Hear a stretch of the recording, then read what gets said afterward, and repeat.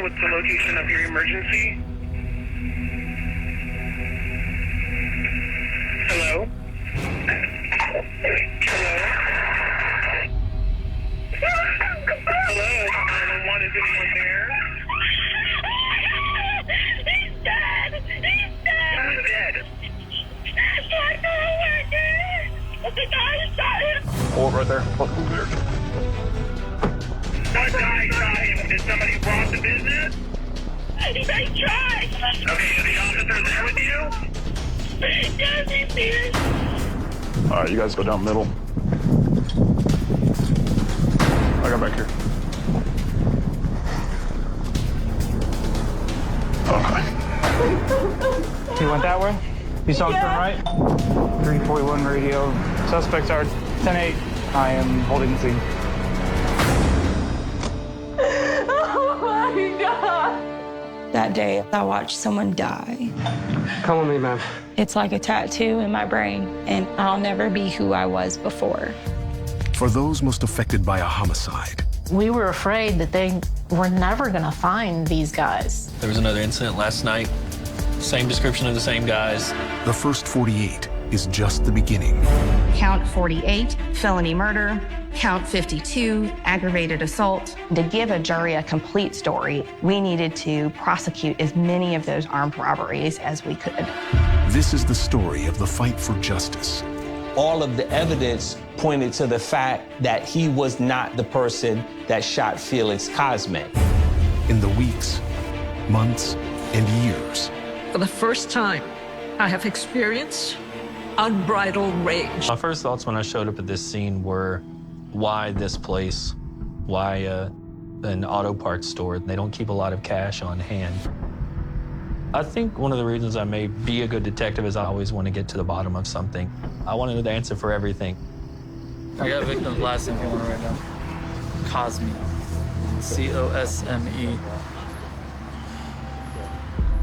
63-year-old Felix Cosme was working at the store part-time as a cashier. He'd retired from the Gwinnett County Sheriff's Department 5 years ago after over 35 years in law enforcement. He leaves behind 2 sisters. I had seen him many times over the years. He had given his life to public service and then was just out trying to make a little money on the side during his retirement, and now he's never going to get to enjoy that. Knowing that the victim of the homicide was a retired police officer, that was a lot to deal with. It was one of our own. You know, they got robbed a little while back. In November, I think it was like 22nd.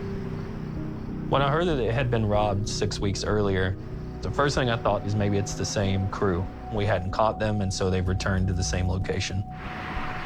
I just talked to the manager, and he said they did not pony up for cameras. And on that section of Hamilton Mill Road, there's not a lot of street lights. It gets more rural. It was pretty discouraging being on scene, didn't have a lot to go on. So it was important for us to speak to the surviving victim.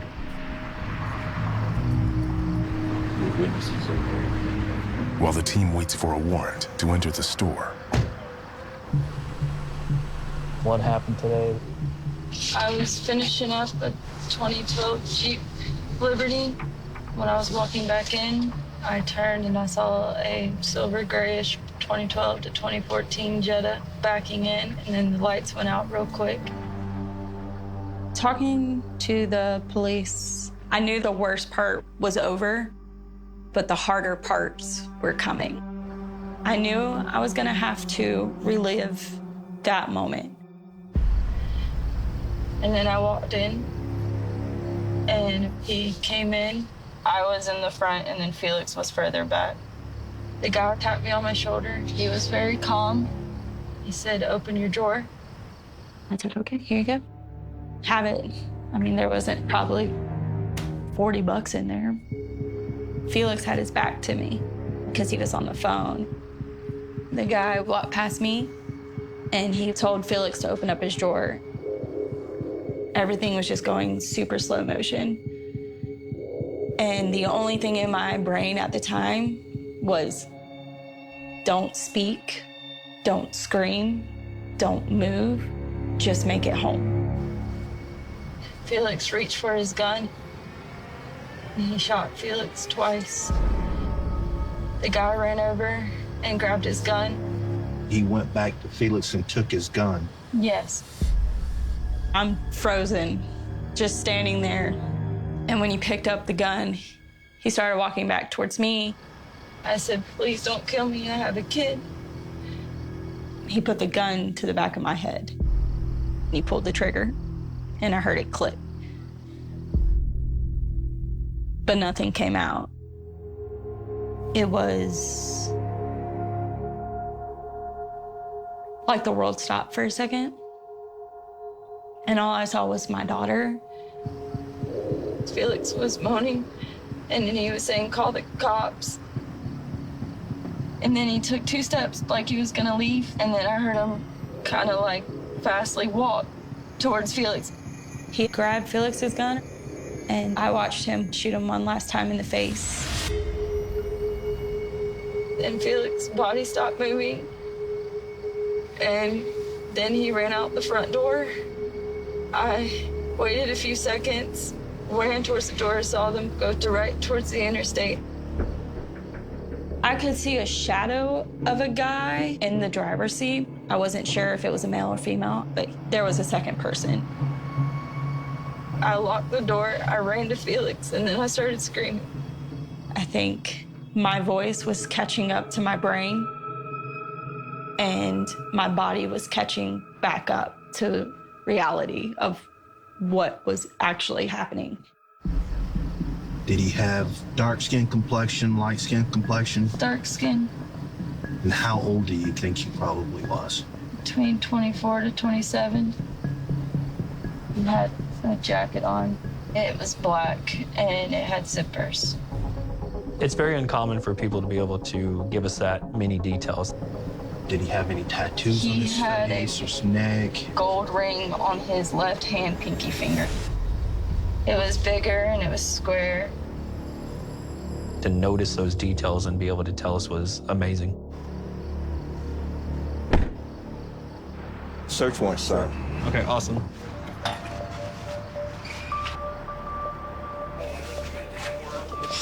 Oh, he got him in the eye. Felix was shot 7 times in the head, chest, stomach, leg, and arm. The manner in which the victim was killed, it was just horrific.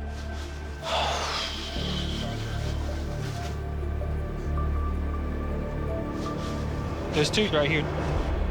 Behind the counter, the team finds 7 .380 casings. Okay, here's another one. And near Felix's body, a single .40 caliber. You could tell the suspect began firing around the edge of the counter, went behind the counter, and then out the other end. It's as if he was following the victim. And where's your gun? The guy took it. The victim's gun was not located at the scene. We believe at that time it went with the suspect.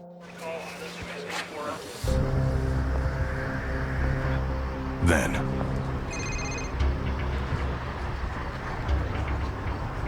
when?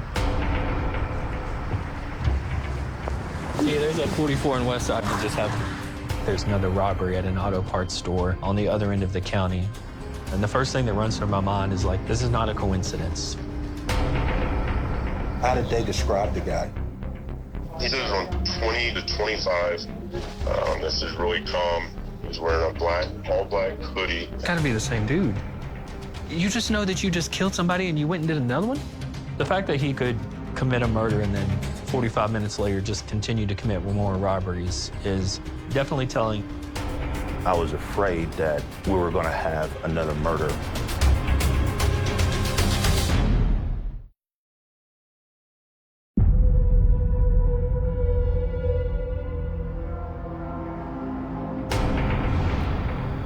We don't get very many of these robberies, but 2 in the same night in the same type of store, almost impossible that they're not related. Did they describe her car? We really don't have his car description. Just hit me up if you find something else out.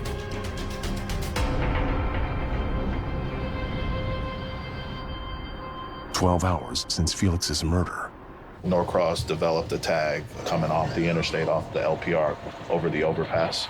A car that matches the Jetta the eyewitness described was photographed by a license plate reader near the second robbery. To be in that area around that time with the same description is probably not a coincidence.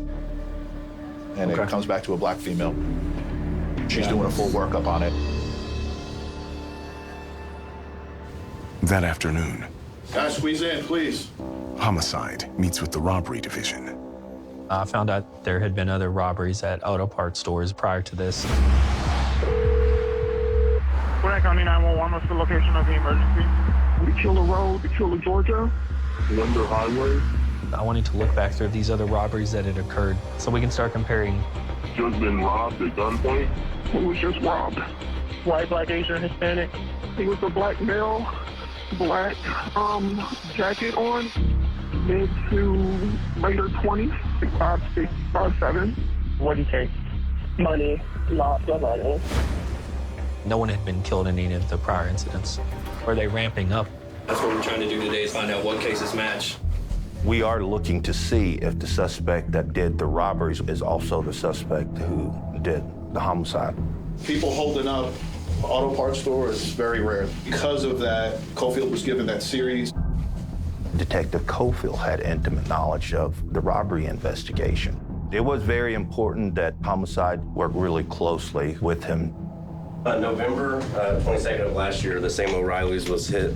A black male, really skinny, black sweater, just like this one and all of them. They said that they should always stress that he was really calm. The description of the suspect was the same. He had a jacket on. It was black and it had zippers. He was very calm. Fast forward, last night, I was the MO. That one's very calm. He told him that I'm only here for the money, not y'all. Pretty bold. They've shown the violence and really don't give an F. We got to do something with this car. That's kind of the real solid lead we have now, so we work with what we got.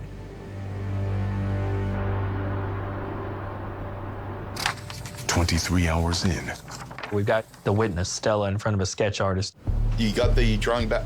Yeah. Look at that picture. They compare Stella's description of the suspect This came off of her post last night with the photo of a man from the Jetta owner's social media. Oh, yeah. He got a pinky ring on. Yep. That's why he got a pinky ring on. That's him. Oh, that's him. That's him. It felt great. I was definitely thinking we're on the right track. How many people wear pinky rings and could be involved in these types of incidents? We have enough PC to grab that car. But in these types of situations, we want to make sure we have all of our ducks in a row, not get ahead of ourselves. I want to get a little more so we have this more airtight. As the first 48 winds down, a judge approves a warrant to place a tracker on the Jetta.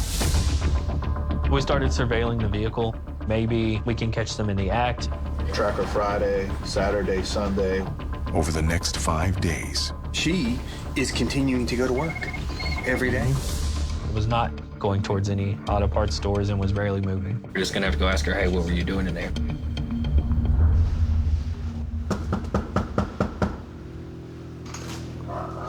Hello? Hey. detectives approach the woman who owns the Jetta at her apartment. We're following up on an incident that happened in Gwinnett on Jimmy Carter last week, Wednesday.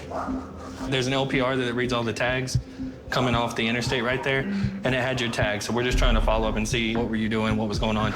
I was heading home. When I got off on Jimmy Carter, I turned around. A police officer actually pulled me over and told me that I didn't put my signal on when I switched lanes. They basically just gave me a warning. Okay. Well, thank you for talking to us. I appreciate it. So we can pull that and see when she got pulled over? They can pull, if you know specifically the tag. Yep, she was pulled over. The night of the murder, when the second auto parts store was robbed, the Jetta was 5 miles away. Definitely had a pit in my stomach. You yell at yourself, what did you miss? I was so sure that we had the right vehicle. But at this point, you just got to get back to the drawing board and start over.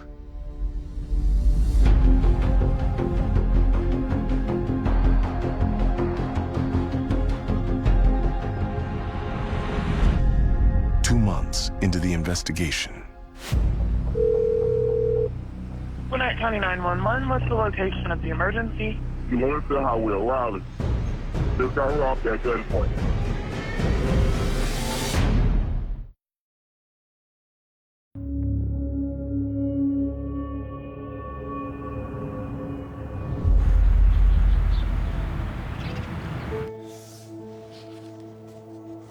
Felix was the kind of brother that was always at all my milestone events. Here's Felix at your graduation. See how happy he was. Uncle Felix was always present. He was always there for us, my brother and I both. Here's Felix. I think this was confirmation. He was about 9 years old. About that age, it's a story that my brother and sister would always tell. My mom was out in the city and she was mugged.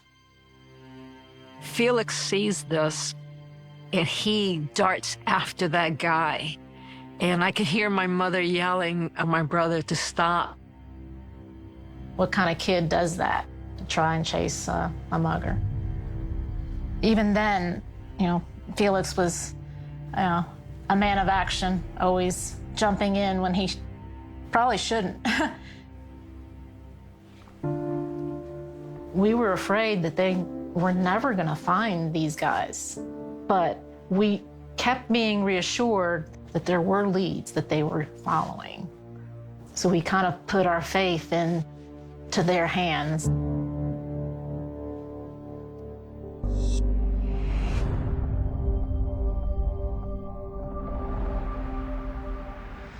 There was another incident last night. Same description of the same guys, possibly same car description. 2 months into the investigation. We're looking at the video we collected now from a tire place across the street. They just went around the corner. This was the first time that we were able to confirm there were 2 suspects. Now we can say, yes, both guys are participating in the armed robberies. The car looks silverish over there. Yeah. Turning right onto Lawrenceville Highway and heading north. That car is going to be picked up on a flock camera somewhere. We were able to run the tag. The registered owner had a stepson, and he matched the age description. 25-year-old Tavares Nora played basketball in college and now works for AmeriCorps. A month before the homicide, he'd been pulled over for a DUI. There was nothing in Tavares's history that would link him to murder or robbery, and he did not match the description. But we knew that there was a getaway driver, so we wanted to look into that more. Let's see. Somebody was in the car with him after he was arrested, and Prince Tafari Robertson, 27 years old. He's about the right age. Could be the other guy. Prince Robertson is a father of 2 and has family who worked in law enforcement. He does have an ag assault, possession of a firearm. At this point, I'm thinking we were going down the right path. We've got 2 guys here, and one is definitely more violent than the other. But I would say he looked pretty dang close to the drawing. This would be the trigger man. At that point, the FBI had gotten involved because a lot of the surrounding jurisdictions had robberies that they were working. We don't really have the ability to go into the other jurisdictions, and they can help us with that.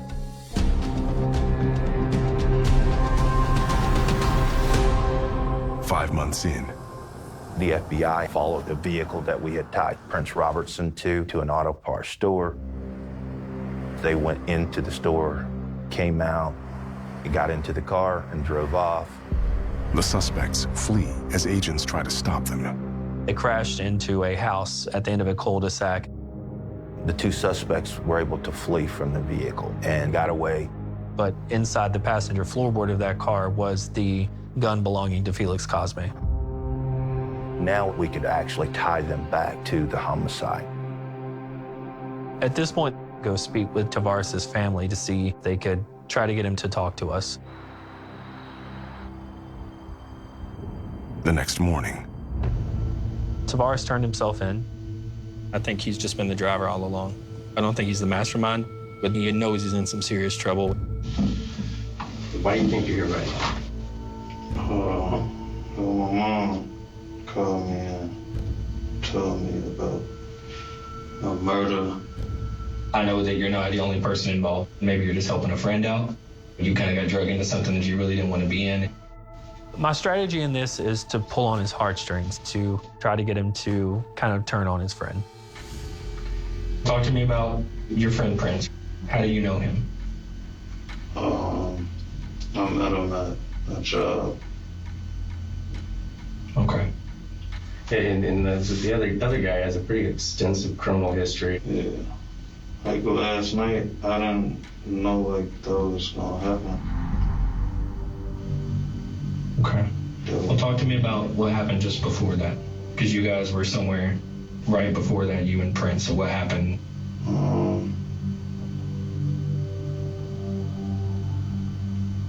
That's something I'd rather talk to a lawyer about. Okay. You're going to be charged with armed robberies and with your case. That'll be felony murder. I'll be back with you, okay? Even though he's not the one that pulled the trigger, he's a party to the crime. We're still out in the area looking for Prince Robertson.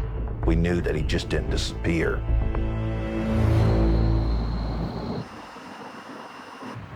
Two hours later, our SWAT team and some of the sheriff's deputies, they were able to get him into custody.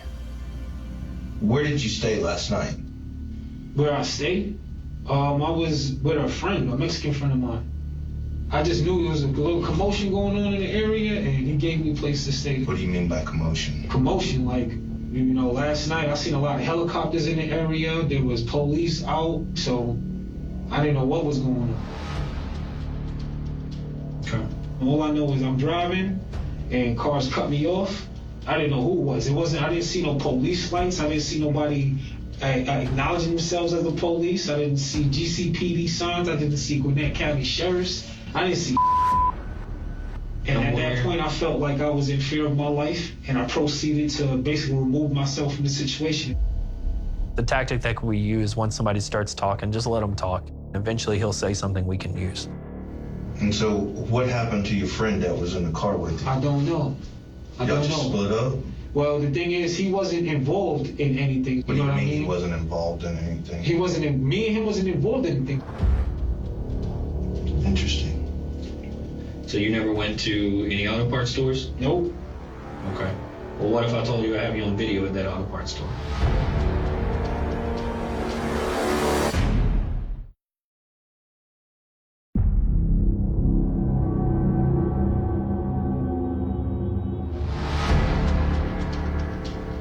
I wasn't at no auto parts store.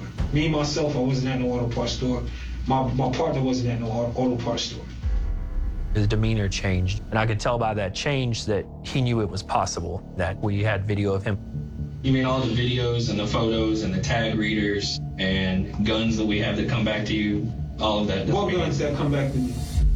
You tell me? The only two guns that were in my name were confiscated before. This one wasn't in your name. You took this one. From where? Buford. No, not at all. Not me. It was in the car, bro. It was in the girl's car. That's cool. That's cool. But then again, she got brothers, she got dudes, she probably did it before me. It's not my car. There's really no good explanation for how you have Felix's gun in your car 6 months later. But it's accepting defeat if you admit it. So you're that kind of person that can just murder somebody in cold blood and you can't even tell us you did it? I never murdered nobody. It was all denial. And he came off as very arrogant. Do what y'all gotta do, man. After 6 months, it was a relief that we had both of these guys in custody. Felix would have been very proud. His brothers in blue, his law enforcement compadres, had, done him well. I remember feeling a sense of relief and then just a renewed grief. It was the first step of closing the chapter. The next thing was allowing the justice system to now take over. 8 months after Felix's murder, I handed in my investigator's report to the DA's office. Tavares and Prince will be tried together on felony murder and over a dozen counts of armed robbery. It looks like just a murder case if you just look at one armed robbery by itself. But what it in fact was a series of auto parts store robberies. And to give a jury a complete story of what Prince and Tavares were up to, we needed to prosecute as many of those armed robberies as we could. Linking everything together, I felt I had a very strong case. I was defending my client against 114 counts. The prosecution's theory was that the murder occurred during an armed robbery that was similar to the rest of them. So showing that the behavior of the perpetrators in each and every one of these was similar would definitely help the prosecutor prove their case. We have to anticipate what their strongest evidence is, what their weakest evidence is, and attack it, counter it accordingly.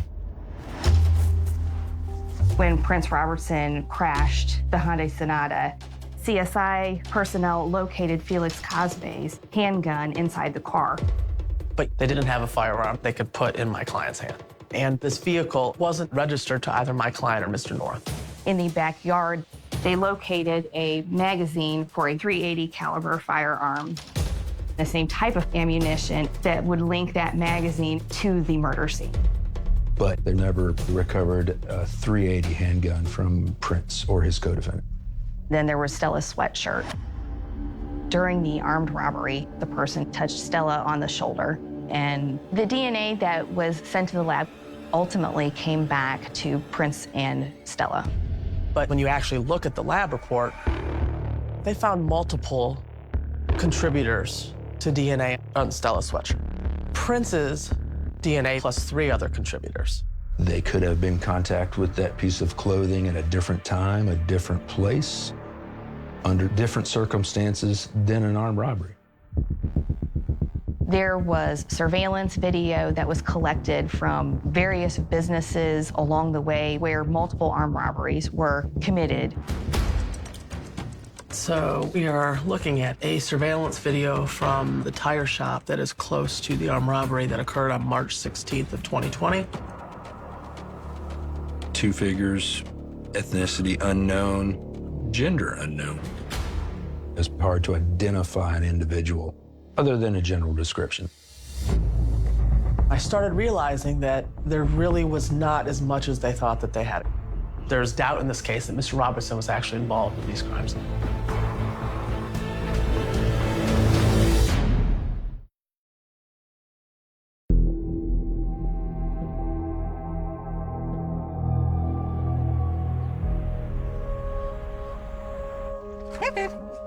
The night of the shooting, I just hugged her for a long time. And she was like, "Mom, why are you hugging me?" And I'm like, I just need to hug you. I found out they caught the suspects, and I was like, that's great. I'm still scared. What if they have friends? What if there's someone looking for me because they told them, hey, I didn't shut a girl up? That was always in the back of my mind. My safety was just ripped from me. My quiet place, when it's warm, I'll go out in the garage and I'll tinker with my Audi. I replay that day a lot. I did not work with Felix often. He was older, he was a retired cop, he was the authority figure, so we naturally butted heads. That day, I decided I was gonna break the silence. I said, so, what made you get into the police force? And I've never seen this man light up so much. And we talked about horses, we talked about cars, we buried the hatchet. I do think about what could have been with Felix. I think I lost a budding friendship, a budding mentor, But most importantly, his family lost a lot as well.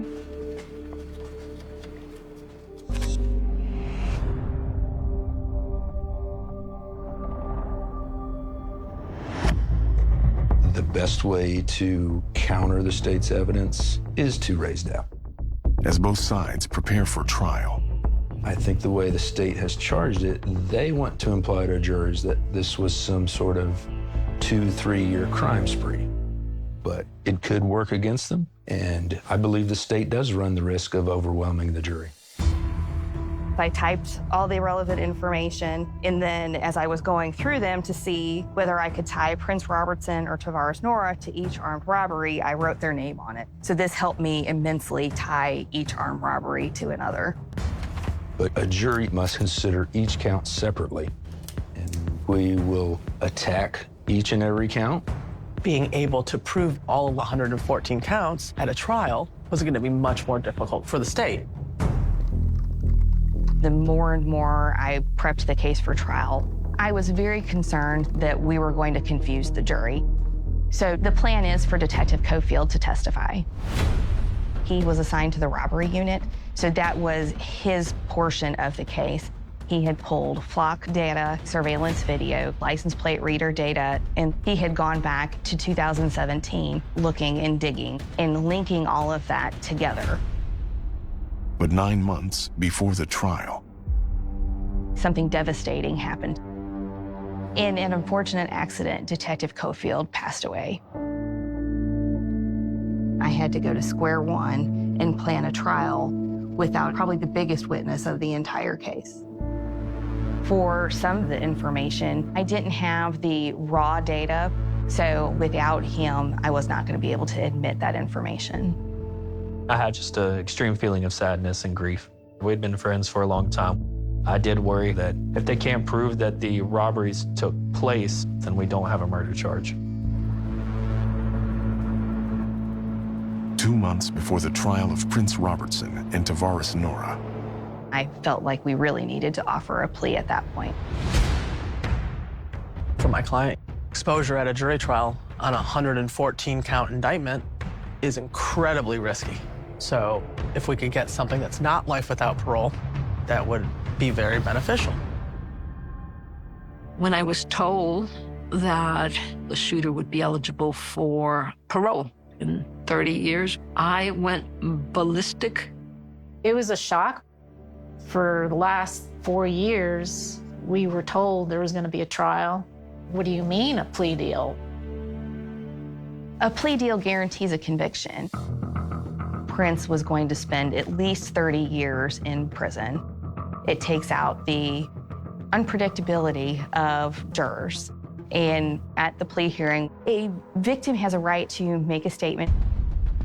It was my hope that the Board of Pardon and Parole would have that statement in their files and weigh the impact when they contemplate whether or not to grant parole.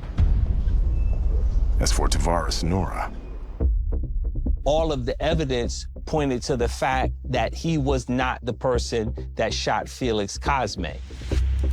The prosecutor came to me and offered 20 years in prison. Tavares dismissed that out of hand. The prosecutor suggested that he come out so he could watch the co-defendant, Prince Robertson, enter his plea. He would be able to sit in the courtroom and see with his own eyes Prince take that plea. I wanted Tavares to change his mind.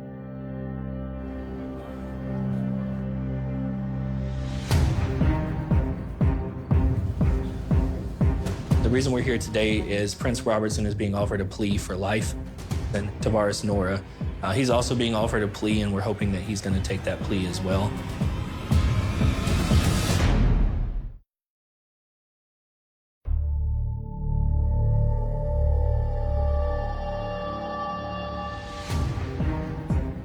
As long as the deputies are good, if we could have Mr. Robertson come to the podium. Being in the same presence of the men who took my brother's life was very upsetting. The state has agreed to allow the defendant to plead guilty to count 48, felony murder, count 52, aggravated assault, Count 55, armed robbery. I remember looking at the shooter and thinking to myself, what a waste. I see a lost person, an individual that's going to be incarcerated for heaven knows how long. Do you still want to enter a guilty plea to these offenses? Yes, ma'am. Did you in fact commit the offenses to which you are now pleading guilty? Yes, ma'am. And deputies, we're going to have several, I think, victims speak. Can we bring that? 30 years. It's hopeful that our statements will help convince the board not to grant parole.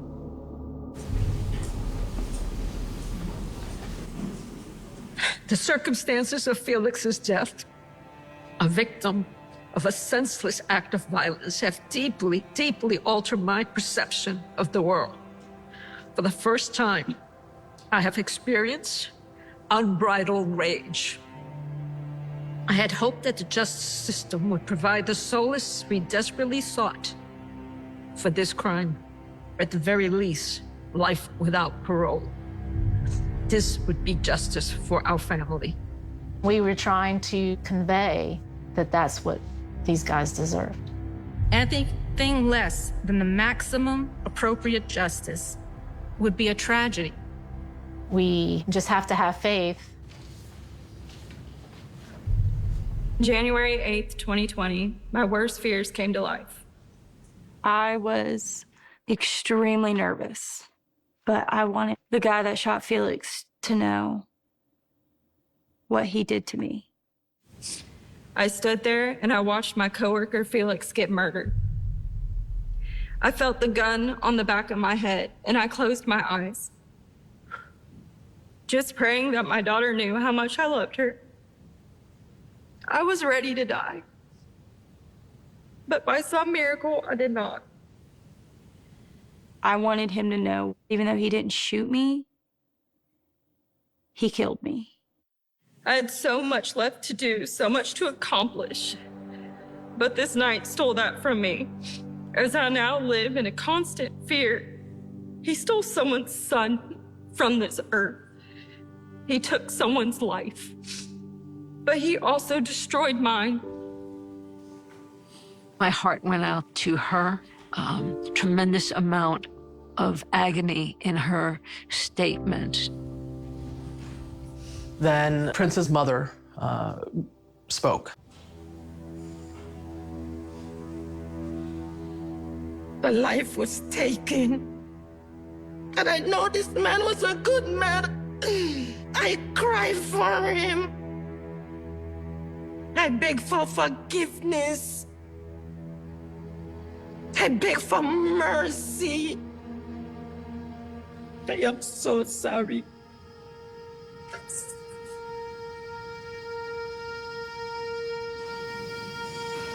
I think when he heard Felix's family speak, when he heard his mom speak, really affected him. I can't replace my deepest condolences and my deepest sincere apologies for my actions. I am going to sentence you, as has been negotiated, a life sentence with a possibility of parole. The judge accepted the plea, but at that point, I didn't know whether or not Tavares was going to plea. Because of the volume of charges, it was many life sentences that he was potentially facing should he go to trial. Tavares now, he understands, hey, this thing is real. He wants to talk to his lawyer, and then he will make his decision about whether or not he's going to accept our plea. I said to him, I'm fine with you not taking the deal, but there's not going to be any deal after today. I hope he takes it, but if he doesn't, we'll be ready for trial. Do you understand that for the offense of felony murder, you could have been sentenced to life with or life without the possibility of parole? Yes. Understanding all of your rights, do you still want to enter a guilty plea to these offenses? Yes. Did you in fact commit the offenses to which you are now pleading guilty? Yes. But I will sentence you as has been negotiated, which will be an aggregate sentence of 40 years to serve 20 in confinement.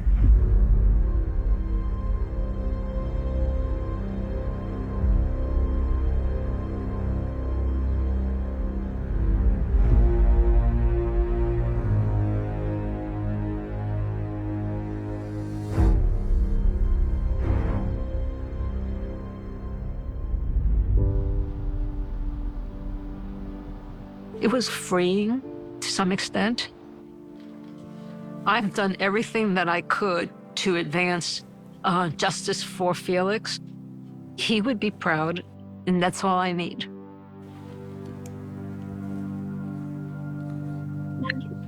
Stella, how are you? I'm doing all right. How are you? I was just thinking about you and wondering how you were holding out. Not too bad. We got a new puppy, so. Stella and I are connected. I would like to try to keep that relationship alive. I believe that I can help her heal like she can help me heal. You know, it's been 4 years. Are you at a place where you have found a little more peace and quiet with this whole event? There's some days where I'm really good and I'm fine. And there's other days where I'm not that great. I think about things I could have done differently, and maybe none of that would have happened. It was not anything you did or didn't do. There are just really bad actors out there sometimes, and that is the real reason my brother really died. It could have been a lot worse. You survived, okay? You are the extension. If souls can move from one place to another place, my brother's soul left, embodied into you. So with that, I treasure you. Rain had washed the streets of Northern California all afternoon, leaving behind a city that looked strangely polished, as if every secret had been scrubbed from the pavement. It was just after 10:30 p.m. on October 18th, 1987, when the first 911 call shattered that illusion. The dispatcher expected another report of a traffic collision or a neighborhood disturbance.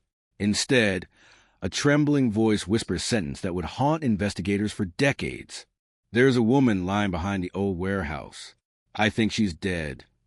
Within minutes, flashing patrol lights cut through the darkness. Officers crossed a narrow service road lined with abandoned freight buildings and overgrown weeds. The victim was found beside a rusted loading dock, partially hidden behind stacks of broken wooden pallets. There were no signs of robbery, no obvious weapon, no witnesses waiting to tell police what had happened, only silence. The woman was 28-year-old Emily Carson, a respected elementary school teacher known throughout the neighborhood for staying late after class to help struggling students. Friends describe her as careful, predictable, the kind of person who always phoned her parents every Sunday evening and never missed a family birthday. She had disappeared less than 3 hours earlier. Her car was still parked outside a grocery store several blocks away. The driver's door was locked. Her purse rested neatly on the passenger seat. Her wallet still contained cash. Nothing appeared stolen. Nothing appeared rushed. The crime scene challenged every assumption detectives normally relied upon. There were no tire marks fresh enough to identify a vehicle. Rain had erased most impressions in the mud. Nearby railroad tracks remained empty. The nearest businesses had already closed for the evening. If someone had watched the attack, they never came forward. Crime scene technicians worked through the night beneath portable floodlights, photographing every inch of wet concrete. They collected cigarette butts left months earlier by unknown visitors, rust flakes from the loading dock, small fibers trapped beneath broken boards, drops of water mixed with soil that offered little hope. Then one technician noticed something almost invisible. A dusty metal maintenance door leading into the warehouse had escaped the rain because of the building's roof overhang. Across its faded gray paint, barely visible beneath years of grime, sat a single fingerprint. Perfect. Not smeared. Not partial. A complete impression left by someone's right index finger. The print seemed strangely out of place. Investigators immediately assumed it belonged to a warehouse employee or maintenance worker. Still, protocol required it to be photographed and lifted. The fingerprint was carefully sealed into evidence. No one imagined it would spend nearly 40 years inside an archive before changing everything. The following morning, newspapers exploded with headlines. Beloved teacher found slain. Community shocked. California murder mystery baffles detectives. Parents gathered outside Emily's school carrying flowers. Students cried openly. Teachers struggled to explain tragedy to children too young to understand violence. The city demanded answers. Police promised quick arrests. Neither promise would survive the month. Detective Harold Benson led the investigation, a veteran homicide investigator with nearly 2 decades of experience. Benson believed every killer made at least one mistake. Somewhere inside the growing mountain of reports, interviews, and forensic evidence, he believed that mistake already existed. The challenge was finding it. Emily's final day appeared painfully ordinary. She taught morning classes, graded homework during lunch, attended a faculty meeting, stopped at a grocery store shortly after sunset. Security cameras were almost non-existent in 1987. The supermarket had none outside. Cashiers remember seeing her smiling while purchasing milk, bread, coffee, and apples. Nothing unusual. No one following her. No arguments. No visible fear. One employee vaguely recalled noticing a dark-colored sedan parked across the street for nearly an hour, but he couldn't describe the driver. It became the investigation's first ghost. Detectives interviewed hundreds of residents, former boyfriends, co-workers, neighbors, parents, construction workers, delivery drivers, everyone who had crossed Emily's path during the previous month. Most interviews produced sympathy. Some produced rumors. One neighbor insisted hearing tires squeal around 10 o'clock. Another believed seeing a tall man, wearing a baseball cap, walking near the warehouse district. Neither statement could be verified. Meanwhile, forensic reports continued arriving. No usable DNA. Very little biological evidence. No murder weapon. Rain had quietly destroyed whatever story the ground might have told. Attention returned repeatedly to the fingerprint. Technicians searched local databases. Nothing. State records. Nothing. Federal files. Nothing.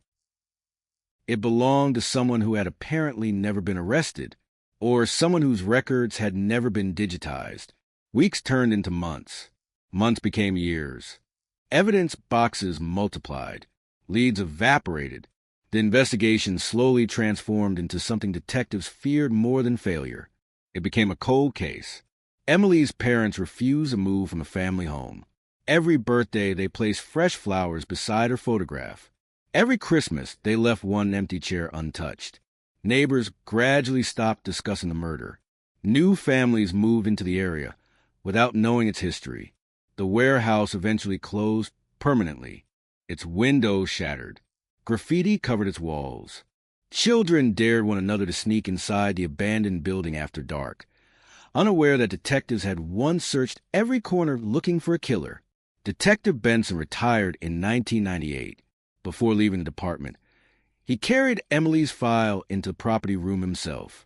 He paused for several seconds before placing it onto a steel shelf already crowded with forgotten investigations. "I hope somebody smarter than me finishes this one," he quietly said. The boxes disappeared into darkness. Years passed. Technology changed. DNA science advanced faster than anyone imagined.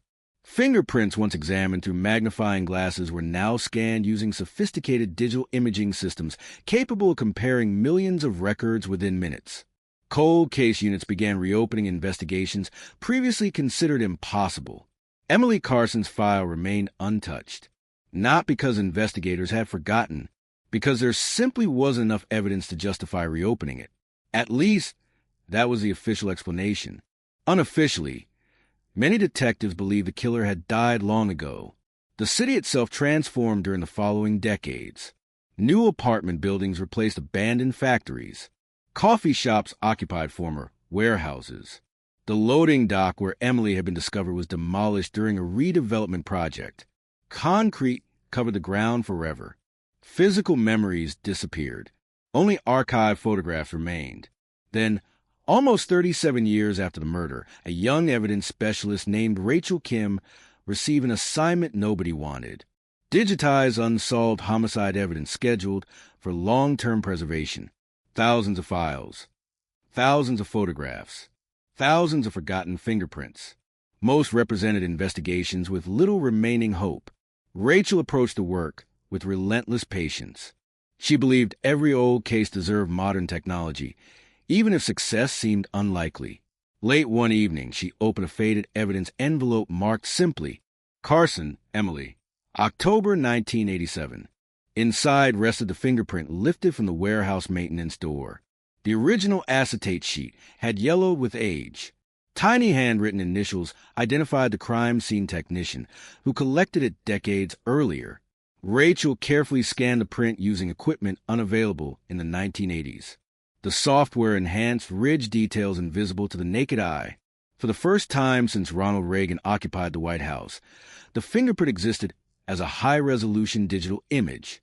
She submitted it through expanded state and federal comparison systems. Normally, such searches return nothing. Thousands of unmatched prints remain unmatched forever. Rachel clicked submit. The computer began processing. Minutes passed. No result. She continued organizing other evidence while the system searched silently in the background. Then an alert appeared. Possible match detected. She frowned. False positives happen regularly. The software displayed a confidence score, higher than expected. Rachel requested manual verification. 2 fingerprint examiners independently reviewed ridge endings, bifurcations, pore structure, and spatial alignment. One by one, every identifying point matched. The fingerprint belonged to a man no investigator had ever seriously considered. Not a violent criminal. Not a known gang member. Not a drifter. Not even someone mentioned prominently in the original reports. His name appeared only once, buried inside an interview transcript almost forgotten by history. A quiet local accountant, married, father of 2 young children in 1987, a volunteer youth baseball coach, respected by neighbors, never arrested, never publicly connected to violent crime. Back then, detectives dismissed him within minutes because he claimed he had never been near the abandoned warehouse. No evidence contradicted him. Until now. One forgotten fingerprint had silently waited nearly 4 decades to expose a statement that could no longer be true. And for the first time since that rainy October night, investigators realized they might not be hunting a mysterious stranger after all. They might have been overlooking someone who had hidden in plain sight from the very beginning. By sunrise, the atmosphere inside the California Department of Justice Cold Case Unit had changed completely. Conversations became shorter. Coffee cups sat untouched. Computer screens glowed with archive reports that had not been opened in decades. A murder everyone believed would remain unsolved had suddenly become active again. No announcement reached the public. No press conference followed. Only a handful of investigators knew that a single fingerprint had rewritten nearly 40 years of assumptions. The name on the report was Daniel Mercer, 59 years old in 2024. Retired certified public accountant, married for 36 years, no criminal history, no documented acts of violence, no financial fraud, no restraining orders, nothing. His neighbors described him with almost identical words. Quiet, reliable, polite, invisible. He attended church every Sunday. He volunteered during food drives. He coached Little League Baseball throughout the 1990s. The image did not fit, not even slightly. Detective Laura Mitchell, assigned to lead the reopened investigation, refused to accept appearances as evidence. She had spent nearly 15 years working homicide. She knew that some of the most brutal offenders had looked completely ordinary. The fingerprint tells us one thing, she reminded her team.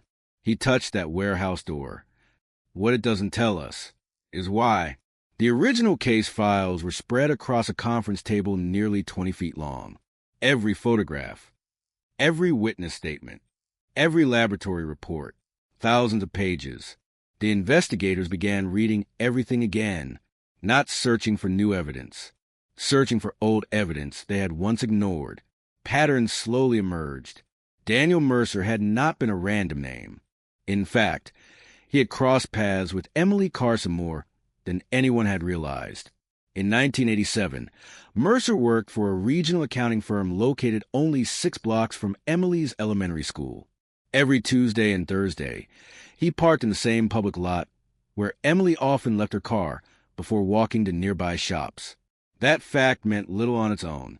California cities are crowded. People unknowingly pass each other every day. But another report changed the picture. An employee from the grocery store had told detectives she vaguely remembered seeing a man wearing a gray business suit speaking with Emily in the parking lot shortly before she disappeared. The statement received almost no attention in 1987. The witness admitted she could not identify the man. She only remembered the suit because everyone else shopping that evening wore casual clothes.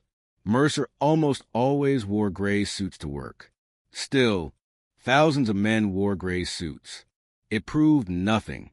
Another file surfaced. Detectives had interviewed Mercer only 5 days after murder because his office happened to overlook part of the warehouse district. The interview lasted just 18 minutes. Mercer calmly explained he had worked late that evening preparing tax documents. He denied seeing Emily, denied visiting the warehouse, denied leaving the office before 9:30. Investigators accepted the explanation almost immediately. No one checked further. Why would they? He had no known connection to the victim, no criminal record, no motive, no reason to lie, except now. The fingerprint suggested otherwise. Mitchell ordered every surviving record connected to Mercer in October 1987. Payroll logs, parking permits, employment schedules, telephone records, bank transactions. The process took weeks. Many documents had already been destroyed under routine retention policies. Others existed only on aging microfilm. Retired clerks helped locate forgotten boxes stored inside county archives. Slowly, missing pieces returned. One discovery immediately caught everyone's attention. Mercer's office security log showed something unexpected. Employees signed out whenever they left after hours.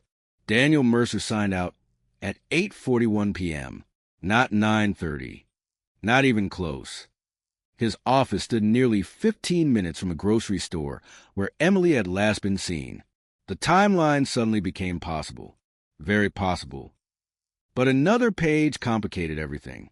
Mercer had returned to the building at 9:12 p.m. Why leave? Why return? The original investigators never asked.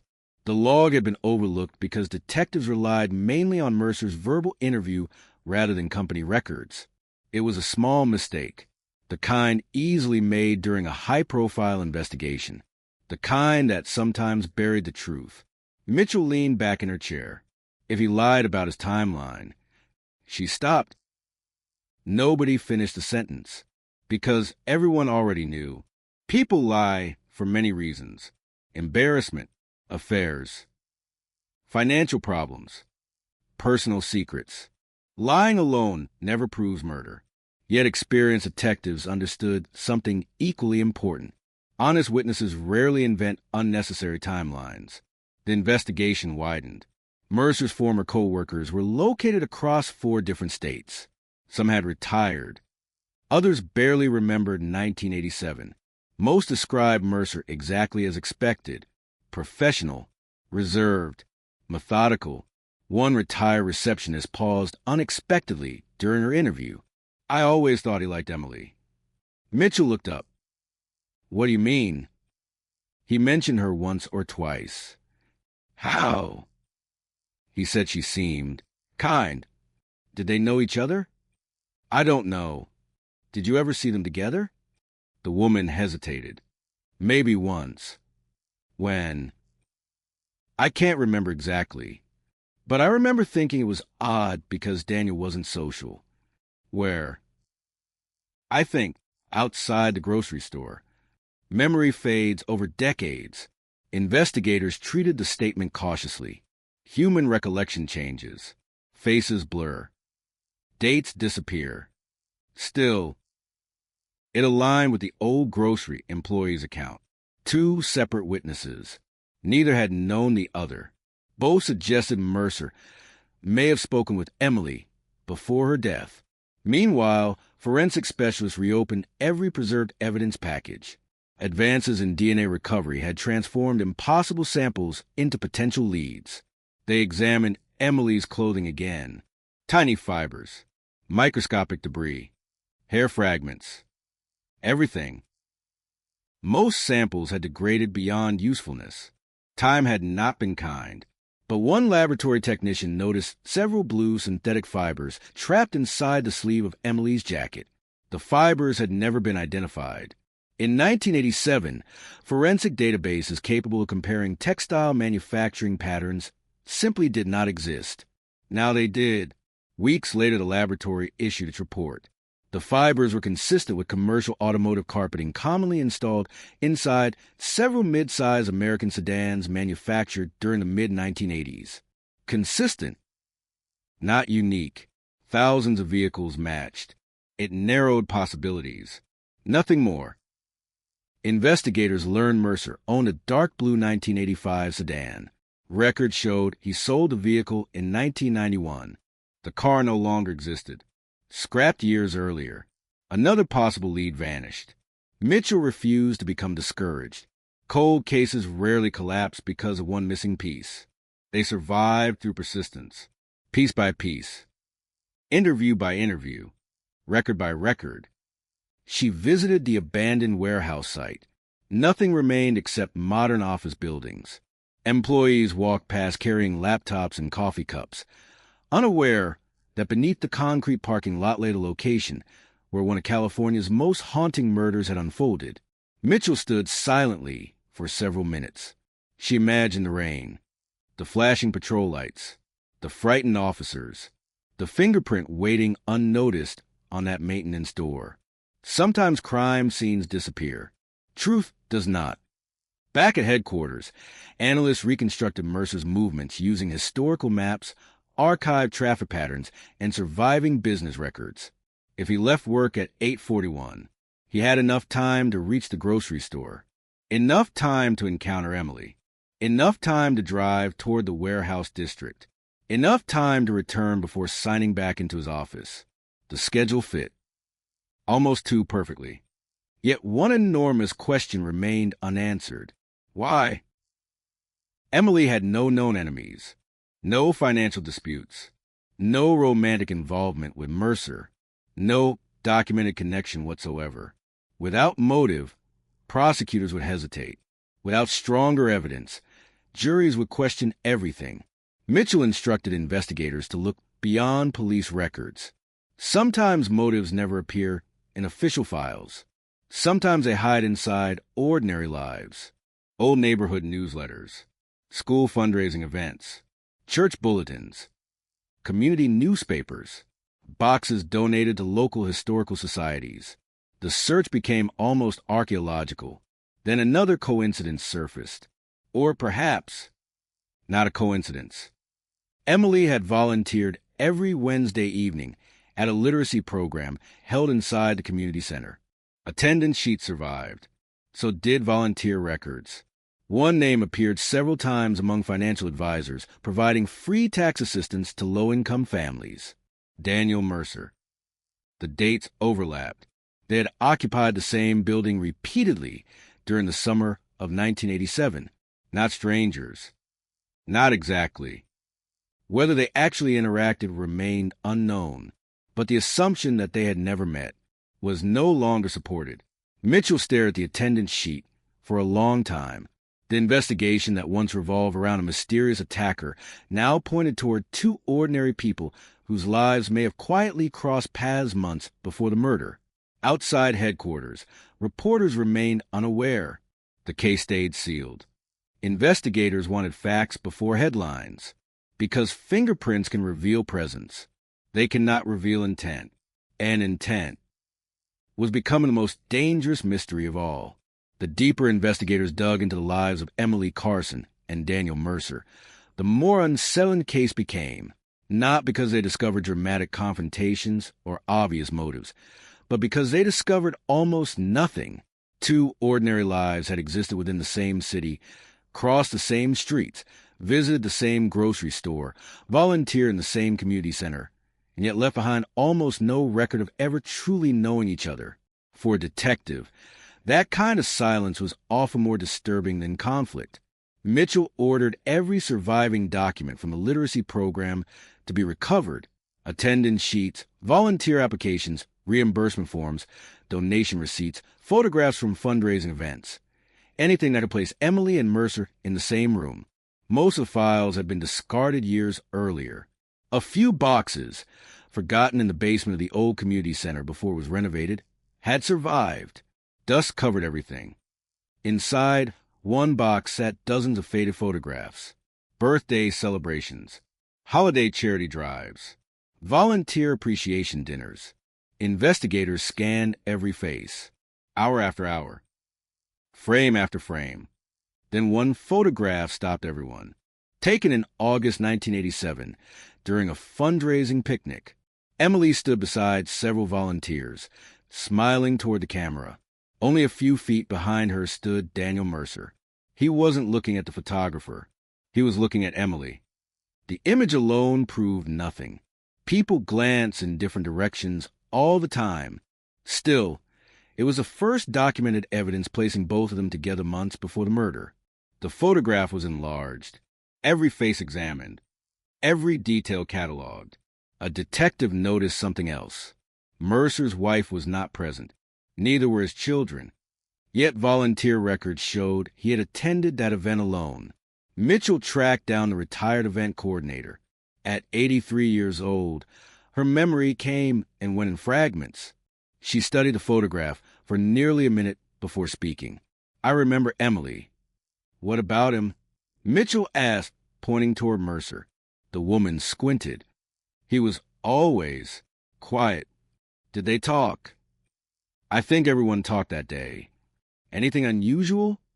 Another long pause. "He asked me once if Emily was seeing anyone." The room fell silent. "Are you certain?" "I can't swear to it. It was a long time ago. But I remember telling him it wasn't my business." It wasn't enough to establish obsession. It wasn't enough to establish motive. But it was another piece. One more thread connecting two lives once believed unrelated. Investigators widened their search. Emily's closest friends were interviewed again. Several had already passed away.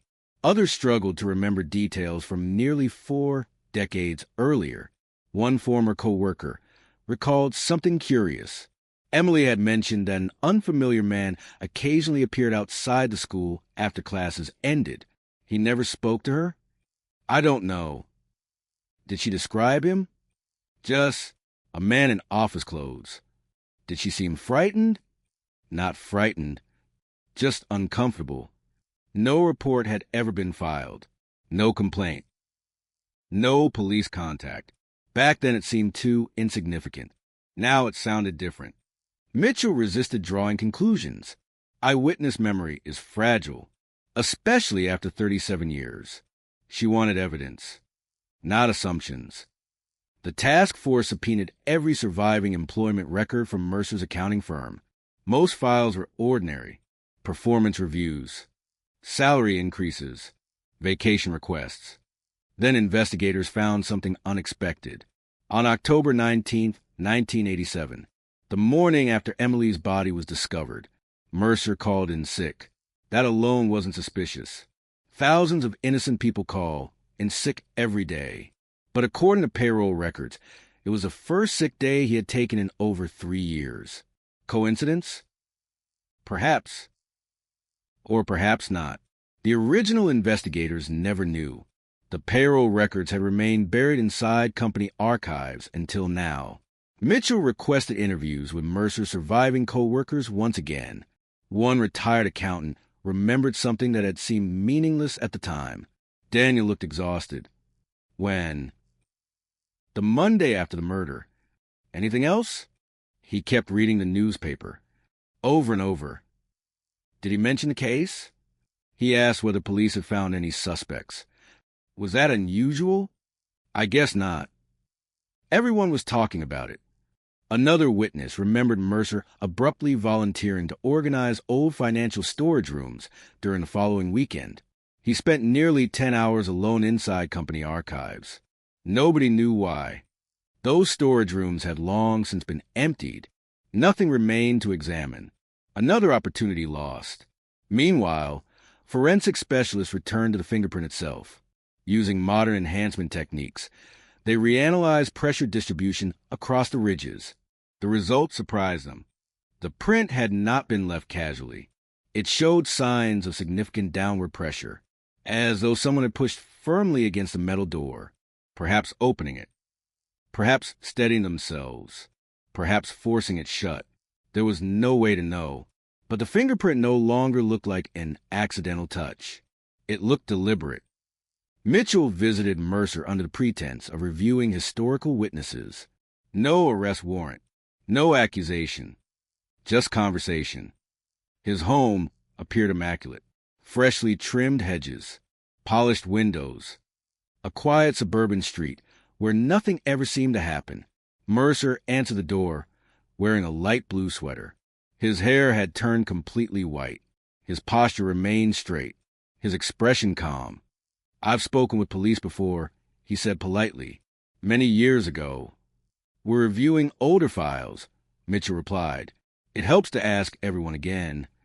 He invited them inside. Family photographs lined the shelves. Graduations, vacations, Christmas mornings, the life of an ordinary man. Mitchell asked about 1987.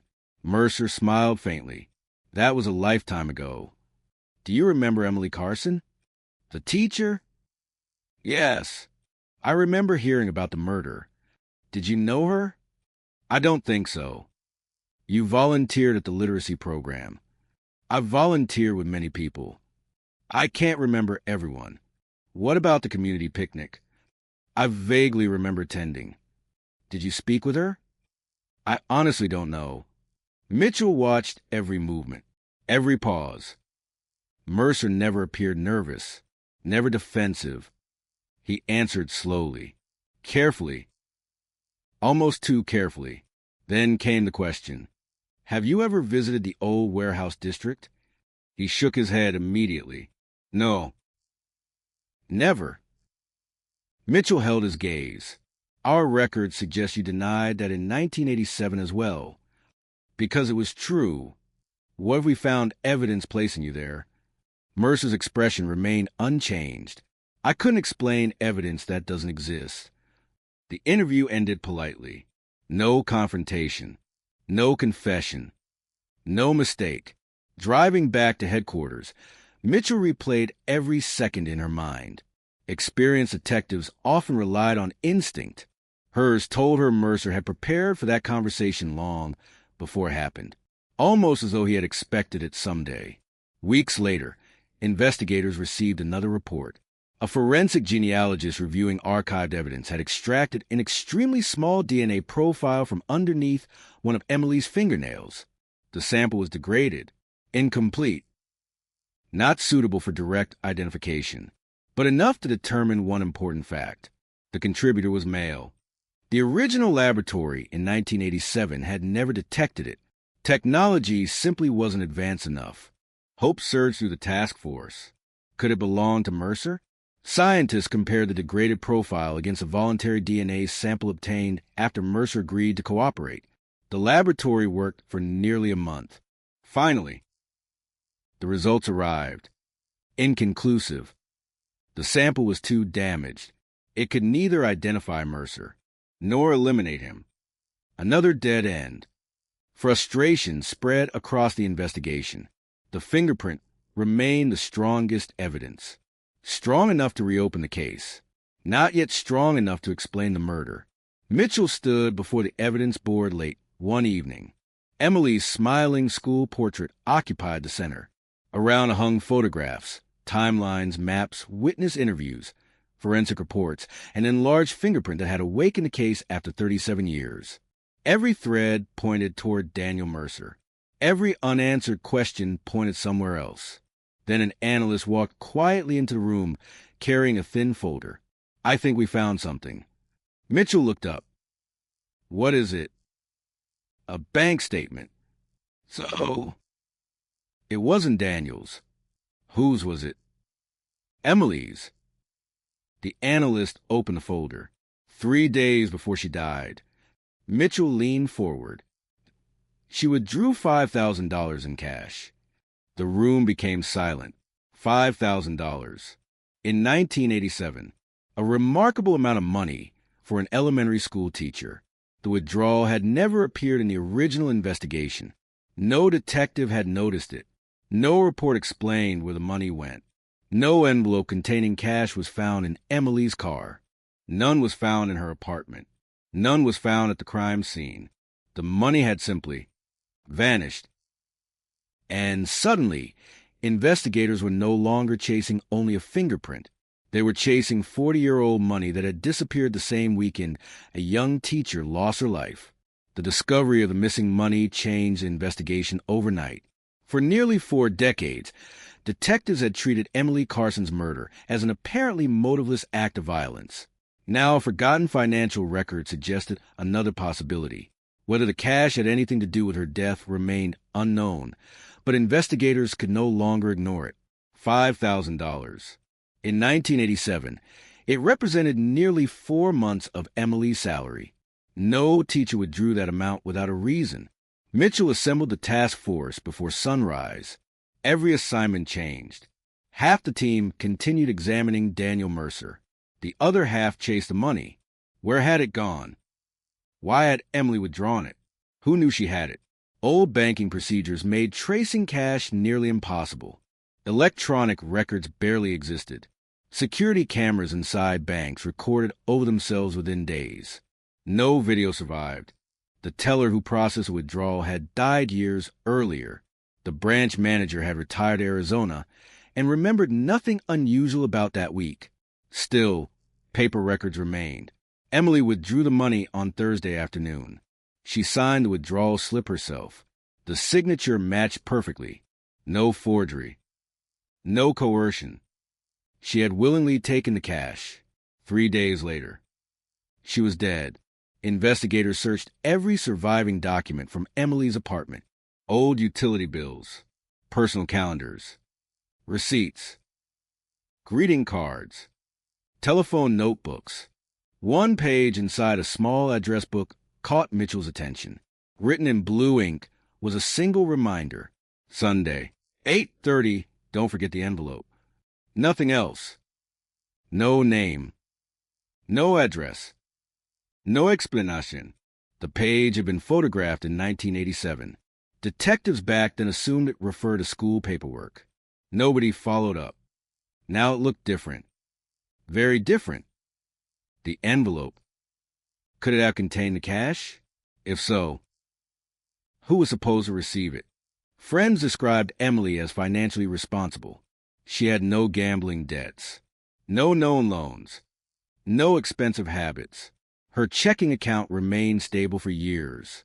The withdrawal stood alone, an isolated event. Mitchell requested Emily's telephone records again. The originals were incomplete, but archive billing summary survived. Most calls were exactly what investigators expected.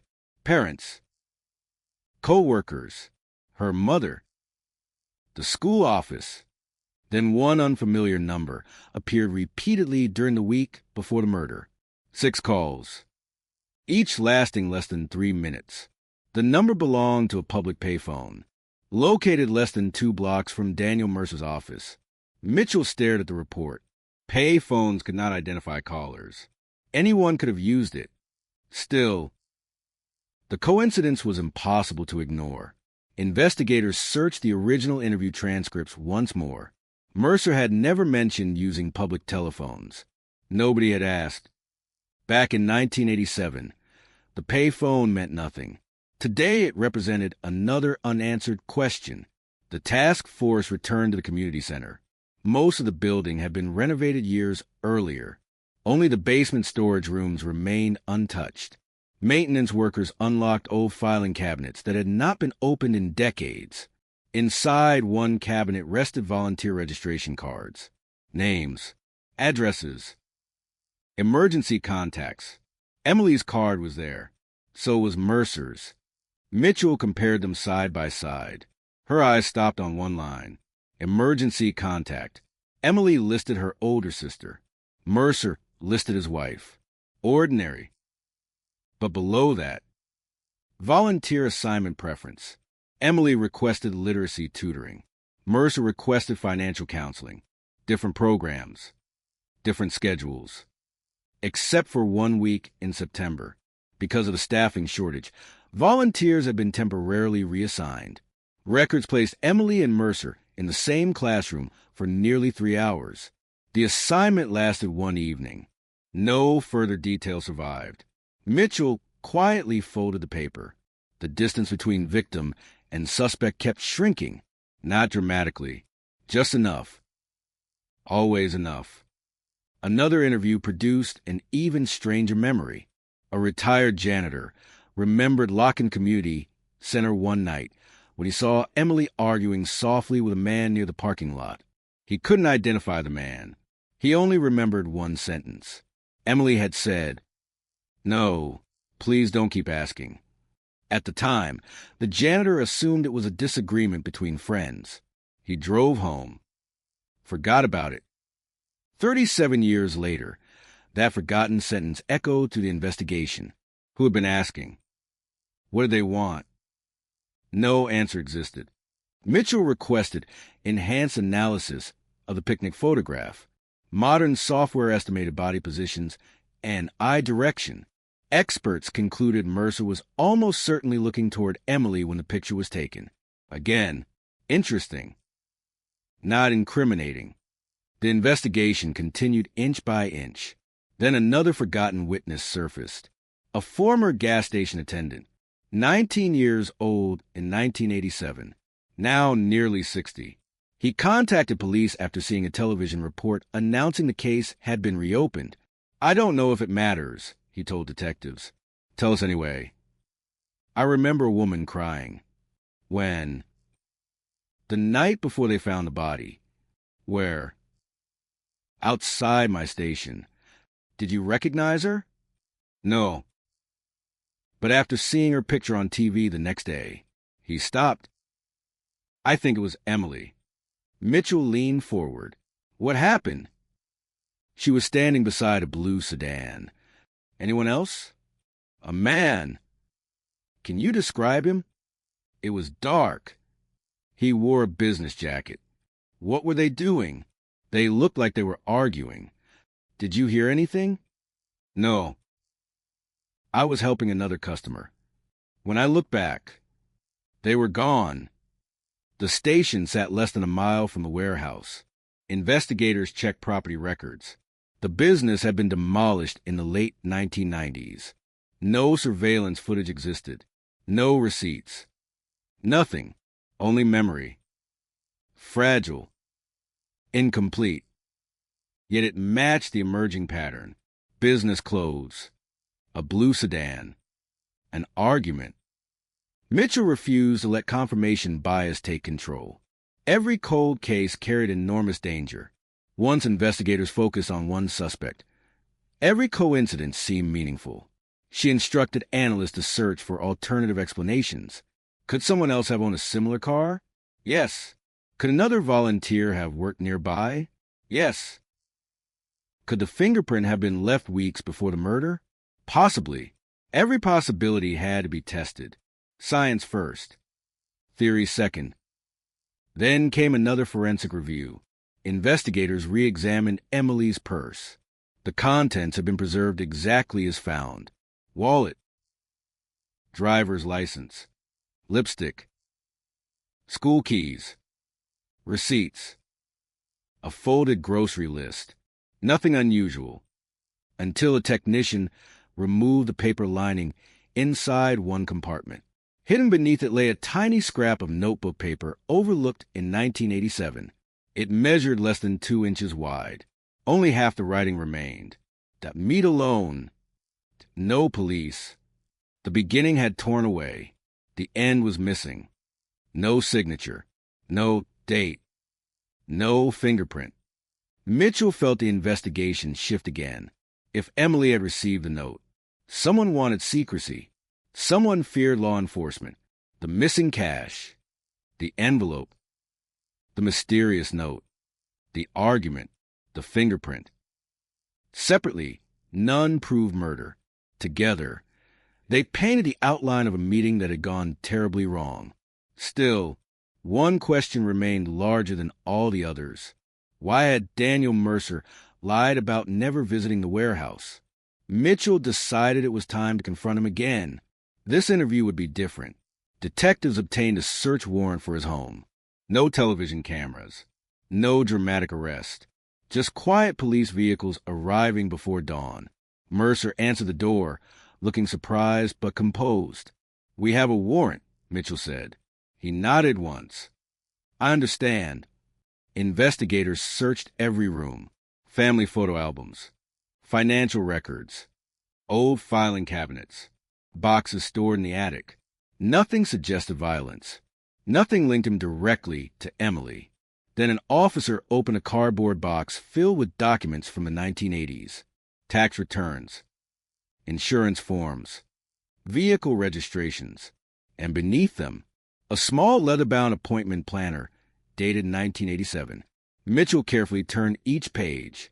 Meetings, client names, business lunches, ordinary entries. Until October 18th, the page had been torn out, not damaged, not loose, removed cleanly. Every other day remained intact. Only the page covering the night Emily died was missing. Mitchell slowly looked up. Across the room, Daniel Mercer stood silently watching. For the first time since the investigation reopened, his calm expression began to crack. For nearly a minute, no one in the room spoke. The torn page lay between Detective Laura Mitchell and Daniel Mercer like a silent accusation. It was only a missing sheet from an old planner. By itself, it proved absolutely nothing. People removed pages for countless innocent reasons. Shopping lists, telephone numbers, personal reminders. Yet investigators had searched thousands of planners over the years. Rarely did a single missing page coincide precisely with the night of an unsolved homicide. Mitchell closed the planner carefully. "When did you remove this page?" Mercer looked at it without touching it. "I don't remember." "Was it before or after October 18th? "I honestly couldn't tell you." "Why remove only that page?" "I don't know if I did." "You don't remember tearing it out?" He shook his head. It was almost 40 years ago. His answer was reasonable, frustratingly reasonable. The search continued. Investigators photographed every document before returning them to evidence bags. Inside another storage box, they found several check registers, old insurance paperwork, and maintenance receipts for Mercer's 1985 sedan. Nothing unusual.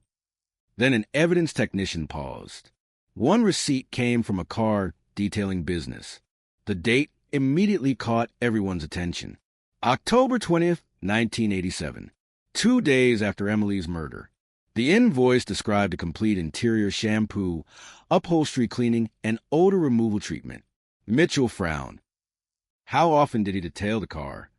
Analysts searched the remaining records. Only once. The vehicle had been washed regularly, but a full interior cleaning appeared nowhere else in 4 years of receipts. Again, it could be innocent. Spilled coffee, a sick child, flood damage, anything. Still, detectives added it to the growing timeline. Mercer left work early. Emily disappeared. Mercer called in sick the following morning. 2 days later, he paid for an unusually thorough cleaning of his car. No single fact established guilt. Together, they demanded explanation. Mitchell contacted the detailing company. The business had changed ownership twice. Old paper records survived only because a retired owner had stored them in his garage instead of destroying them. He remembered nothing about Mercer, but one handwritten notation on the invoice stood out. Customer requested immediate service. Waiting on site. Apparently, Mercer had insisted the cleaning be performed as soon as the shop opened. Why the urgency? No one knew. The team returned to forensic evidence.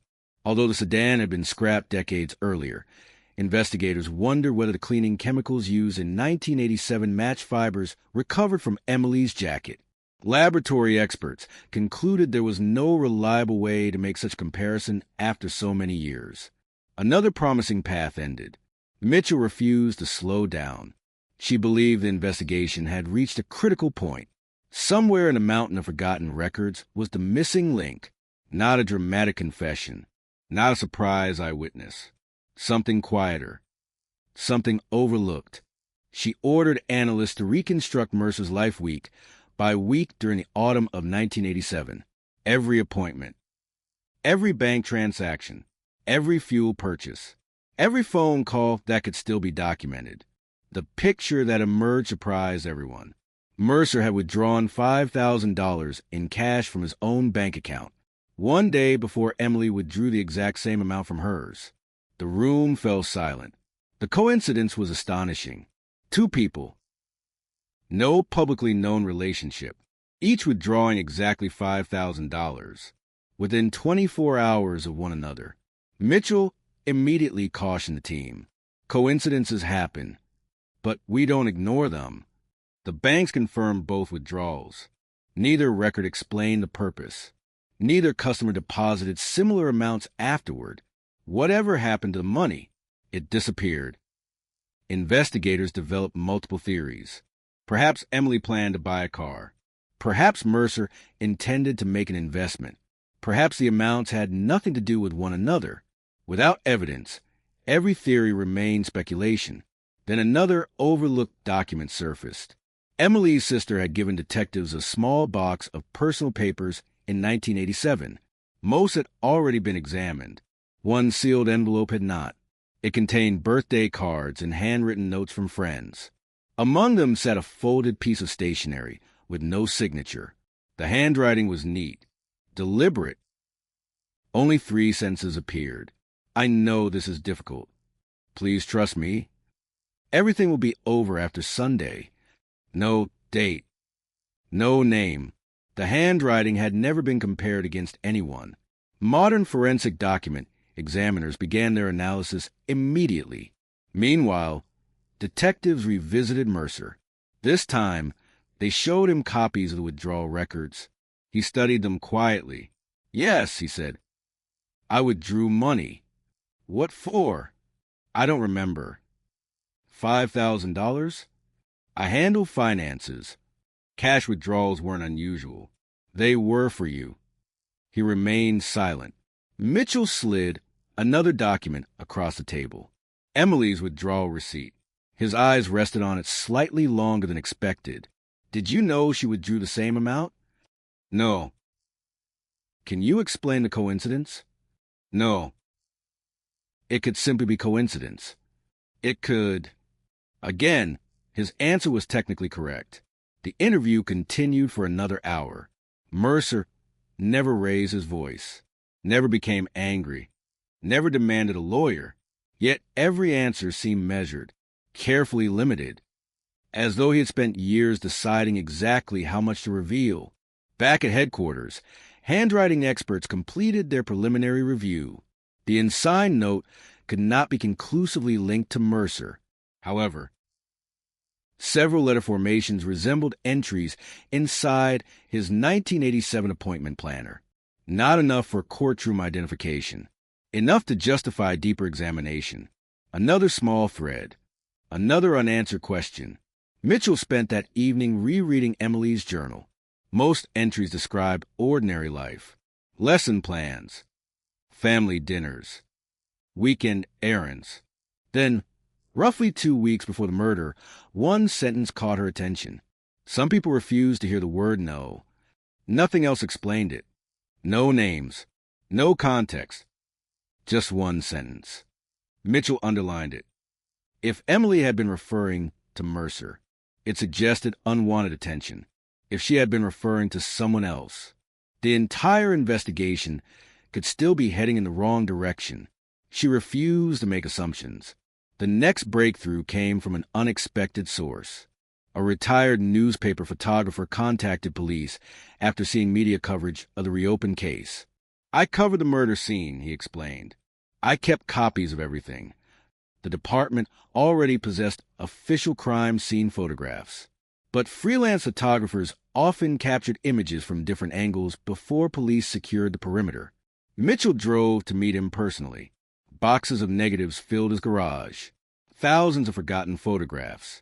The photographer carefully sorted through them until he found the envelope marked October 1987.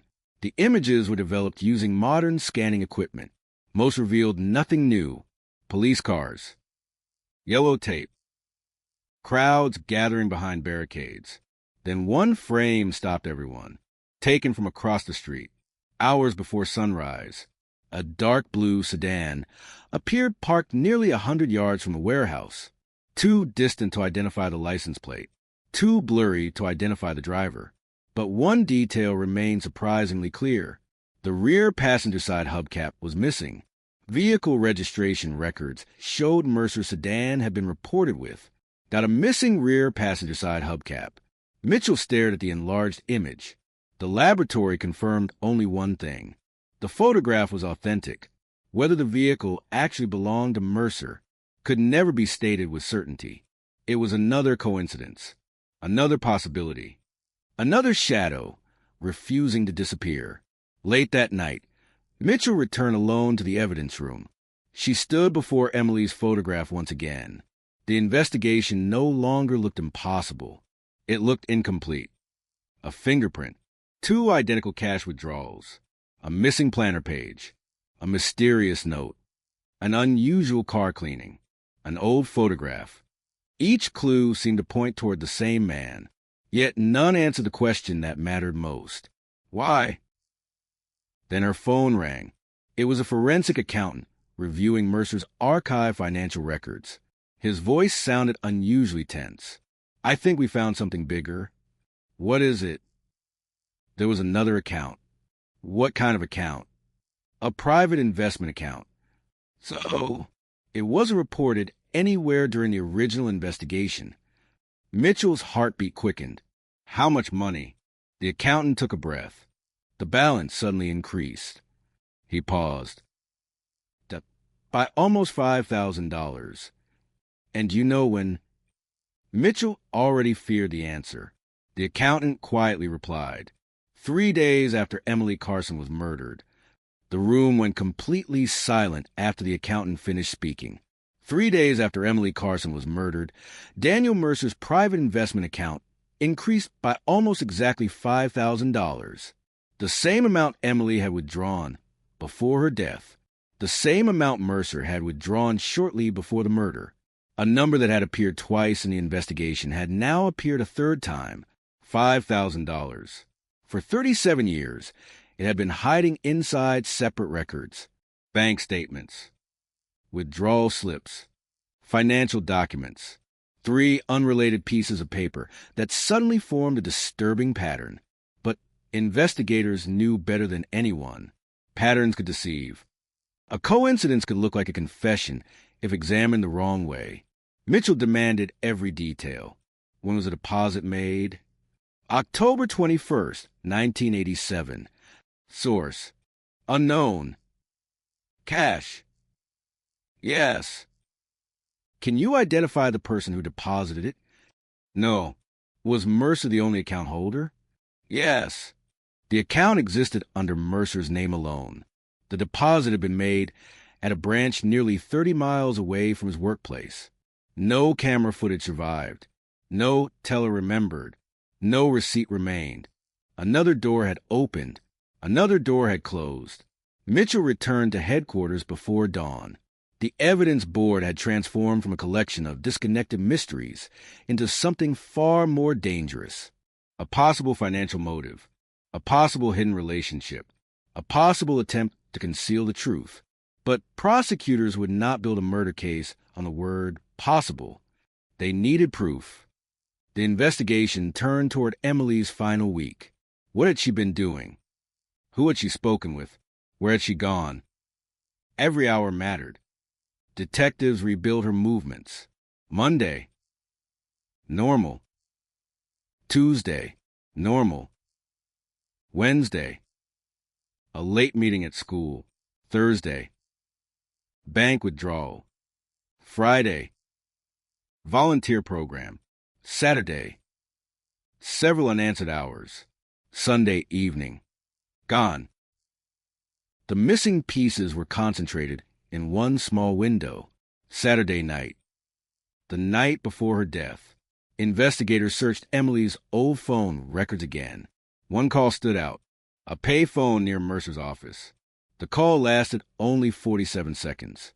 The time, 6:18 p.m., Saturday, the night before the murder. Who called whom? Impossible to know, but the location was becoming impossible to ignore. Mitchell requested a search of Mercer's archived telephone records. Most had been destroyed. One document survived, a personal notebook recovered during the home search. Mercer had written down phone numbers manually.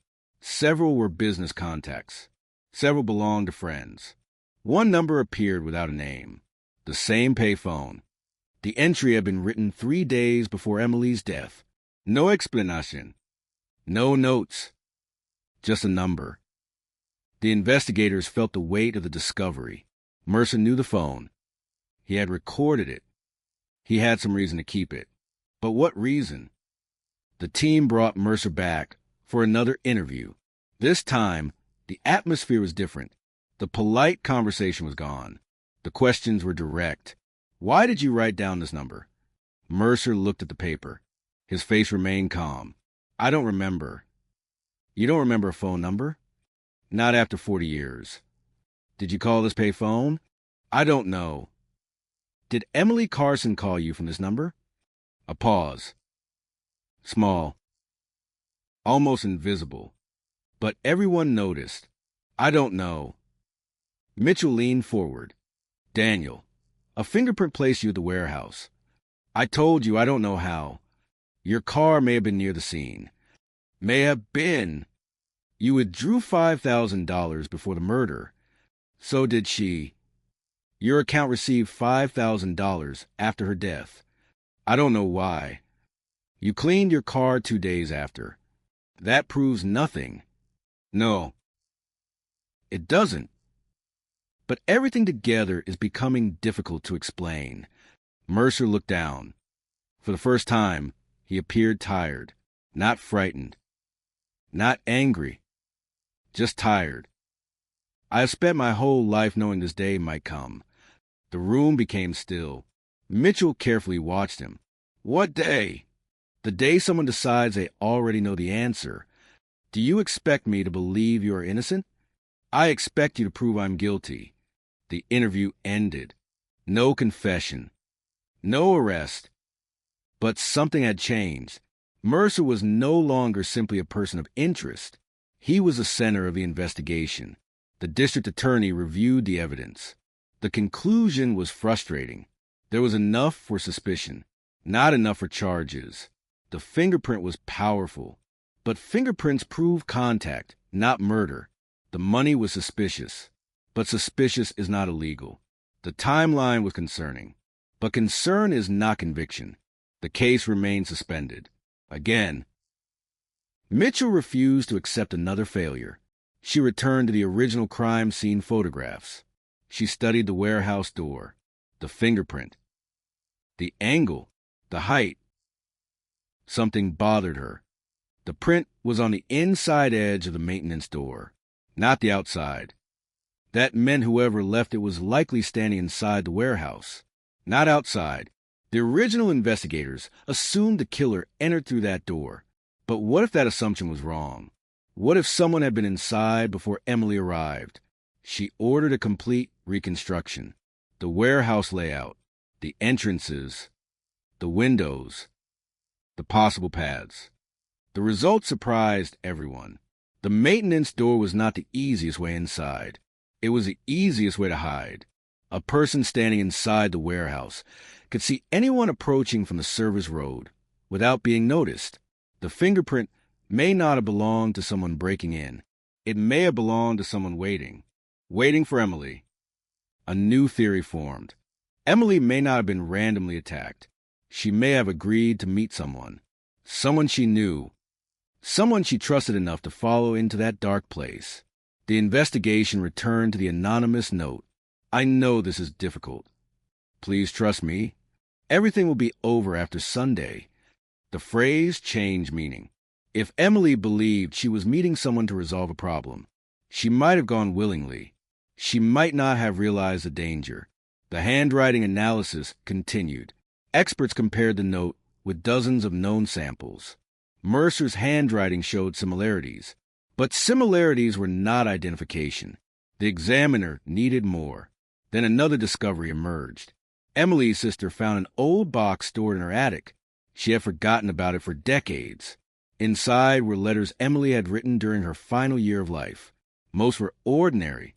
Family updates, school stories, personal thoughts.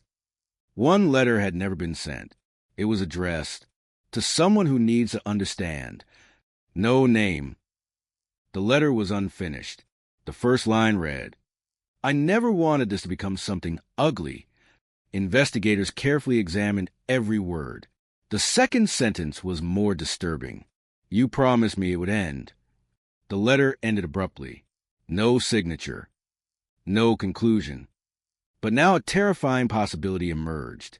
Emily may not have been dealing with a stranger.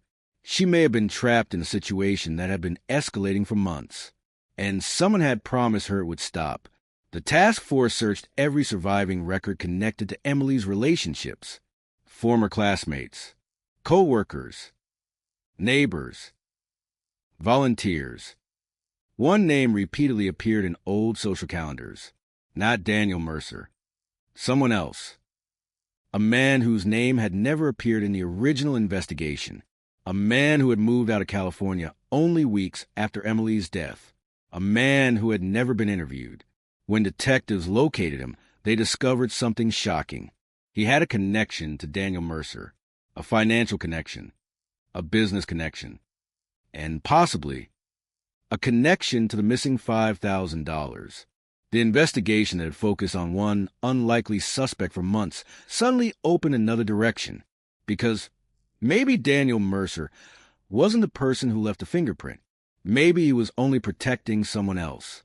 And somewhere inside the forgotten pages of 1987, the real reason Emily Carson died was still waiting to be uncovered.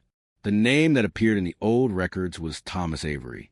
Unlike Daniel Mercer, Avery was not a respected figure in the community, but he was not a criminal either, at least not officially.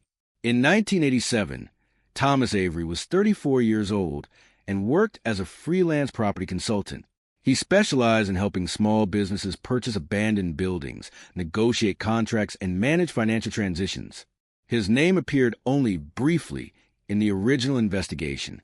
A single line inside an interview summary. Thomas Avery, interviewed regarding warehouse ownership records. No connection established. The original detectives had moved on quickly. Avery had seemed irrelevant. But 37 years later, investigators saw the sentence differently. No connection established. Not the same as no connection existed. The reopened investigation uncovered that Avery had handled financial paperwork related to the abandoned warehouse district. He knew the buildings. He knew the access points. He knew which doors were unlocked. And most importantly, he knew Daniel Mercer. The two men had worked together on several small investment projects during the late 1980s. They were not close friends. They were business associates. The kind of relationship that often leaves behind paperwork. And paperwork was exactly what investigators found. A partnership agreement from September 1987, 1 month before Emily's murder. Mercer had invested money into a property venture managed by Avery. The amount? $5,000. The same amount appearing throughout the case. Investigators immediately questioned whether the money connected Emily to the business arrangement, but the evidence was unclear. Mercer's withdrawal, Emily's withdrawal, the post-murder deposit, 3 separate financial events, 1 number, 1 mystery. Mitchell contacted Avery. He agreed to an interview. He was now 71 years old, living quietly in Oregon. When investigators arrived at his home, they noticed something immediately. Avery was nervous before they even mentioned the case. "You know why we're here," Mitchell said. Avery looked toward the floor. "I assumed someone would eventually ask." The sentence surprised her. "Why?" "Because of Daniel." Why because of Daniel? Avery remained silent. The interview changed direction. What was your relationship with Daniel Mercer? Business. Only business? Mostly. Did you know Emily Carson? Avery hesitated. I knew who she was. How? Everyone knew about the murder. That's not what I asked. Avery looked away. She volunteered at the community center. Did you ever meet her? No. The answer came too quickly. Mitchell noticed. Are you sure? Yes. Because we found records placing you near the community center during that period. I worked in that area. Did Emily ever contact you? No. Did Daniel ever mention her? Another pause. Not until after she died. The room became quiet. What did he say? Avery rubbed his hands together. He asked me if I had heard anything. Anything about what? The investigation. Why would he ask you? I don't know. Because you had nothing to do with it? Yes. Or because you knew something? Avery said nothing. Investigators left the interview without an arrest, but they left with something valuable. Avery had confirmed one thing. Daniel Mercer and Thomas Avery discussed Emily Carson after murder. The original investigation never knew. Back at headquarters, Mitchell reviewed every connection between the two men. The timeline became more complicated.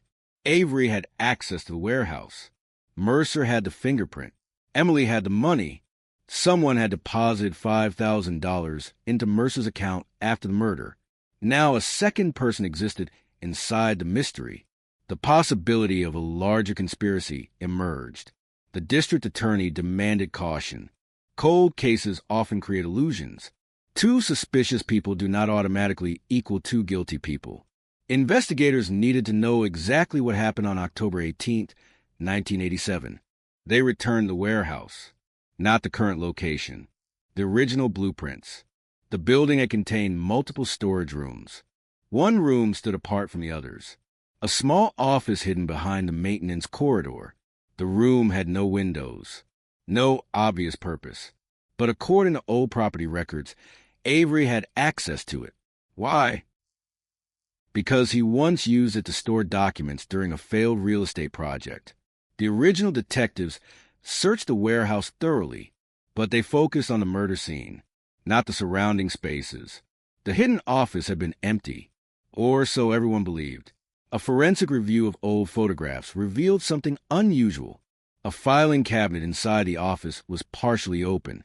At the time, investigators assumed it belonged to the abandoned building, but property records showed the cabinet had been removed after the murder. Nobody documented what was inside. Nobody knew where it went. The contents had vanished. A missing cabinet, a missing planner page, a missing envelope, a missing $5,000. Too many missing pieces. Investigators began searching Avery's old business records. Most had disappeared, but one archive box survived in a storage facility outside Portland. Inside were decades-old contracts, property maps, client information, and one handwritten note dated October 17, 1987, the day before Emily's death. The note contained only one sentence. Sunday meeting moved. Same location. Bring documents. No name. No signature. But the location was written beneath it. The old warehouse address. Mitchell stared at the page. The mystery was changing again. Emily may not have been lured to the warehouse. She may have gone there for a meeting involving documents. And money. The next question became obvious. What documents? Investigators searched Emily's belongings again. This time they focused on her work as a teacher. School records, personal files, volunteer documents. They found something unusual. 3 weeks before her death, Emily had requested copies of old financial paperwork from the community center. Why would a teacher need financial records? Nobody knew. The community center director at the time had died. The current administration had no explanation, but the request existed. Written in Emily's handwriting. The date matched the beginning of her conflict with someone. The The same period when her journal changed. The same period when she wrote. Some people refused to hear the word no. Mitchell started to believe Emily had discovered something. Something involving money. Something involving documents. Something that made someone afraid. The investigation shifted away from a random murder. Emily Carson may have uncovered a secret powerful enough to silence her. Investigators returned to Mercer. This time, they focused less on proving he was a killer. They focused on understanding his relationship with Avery. Mercer's financial history revealed another surprise. Between 1986 and 1987, he transferred several large payments to Avery's property company. But after Emily's death, those payments stopped. Completely, a business relationship that had existed for years ended within weeks. Why? No one knew. Mercer refused another interview. His attorney issued a statement saying that after decades of cooperation, Mercer believed investigators were unfairly targeting him based on incomplete evidence. The statement ended with one sentence. Mr. Mercer has spent 37 years living with a tragedy he did not commit. The media finally learned the case had reopened. Headlines exploded. California cold case takes shocking turn. Decades-old fingerprint revives murder investigation. Former accountant questioned after new evidence. The public reacted instantly. Some believed Mercer was guilty. Others defended him. Neighbors described him as impossible to imagine committing violence. But investigators knew something the public did not. The case was no longer about whether Daniel Mercer looked guilty. It was about what happened behind closed doors in 1987. And the answer was hidden somewhere between three people: Emily Carson, Daniel Mercer, Thomas Avery. Then forensic analysts discovered something inside the anonymous note, a detail missed for nearly 40 years, a microscopic indentation beneath the paper, a pressure mark left by another page written on top of it. Using specialized imaging technology, investigators reconstructed the hidden writing. The words were incomplete, but 3 letters were visible, a name fragment. Tom. For the first time, evidence did not point only toward Mercer. It pointed toward Thomas Avery. And suddenly, the man who had once been considered irrelevant became the person investigators feared they had overlooked from the very beginning.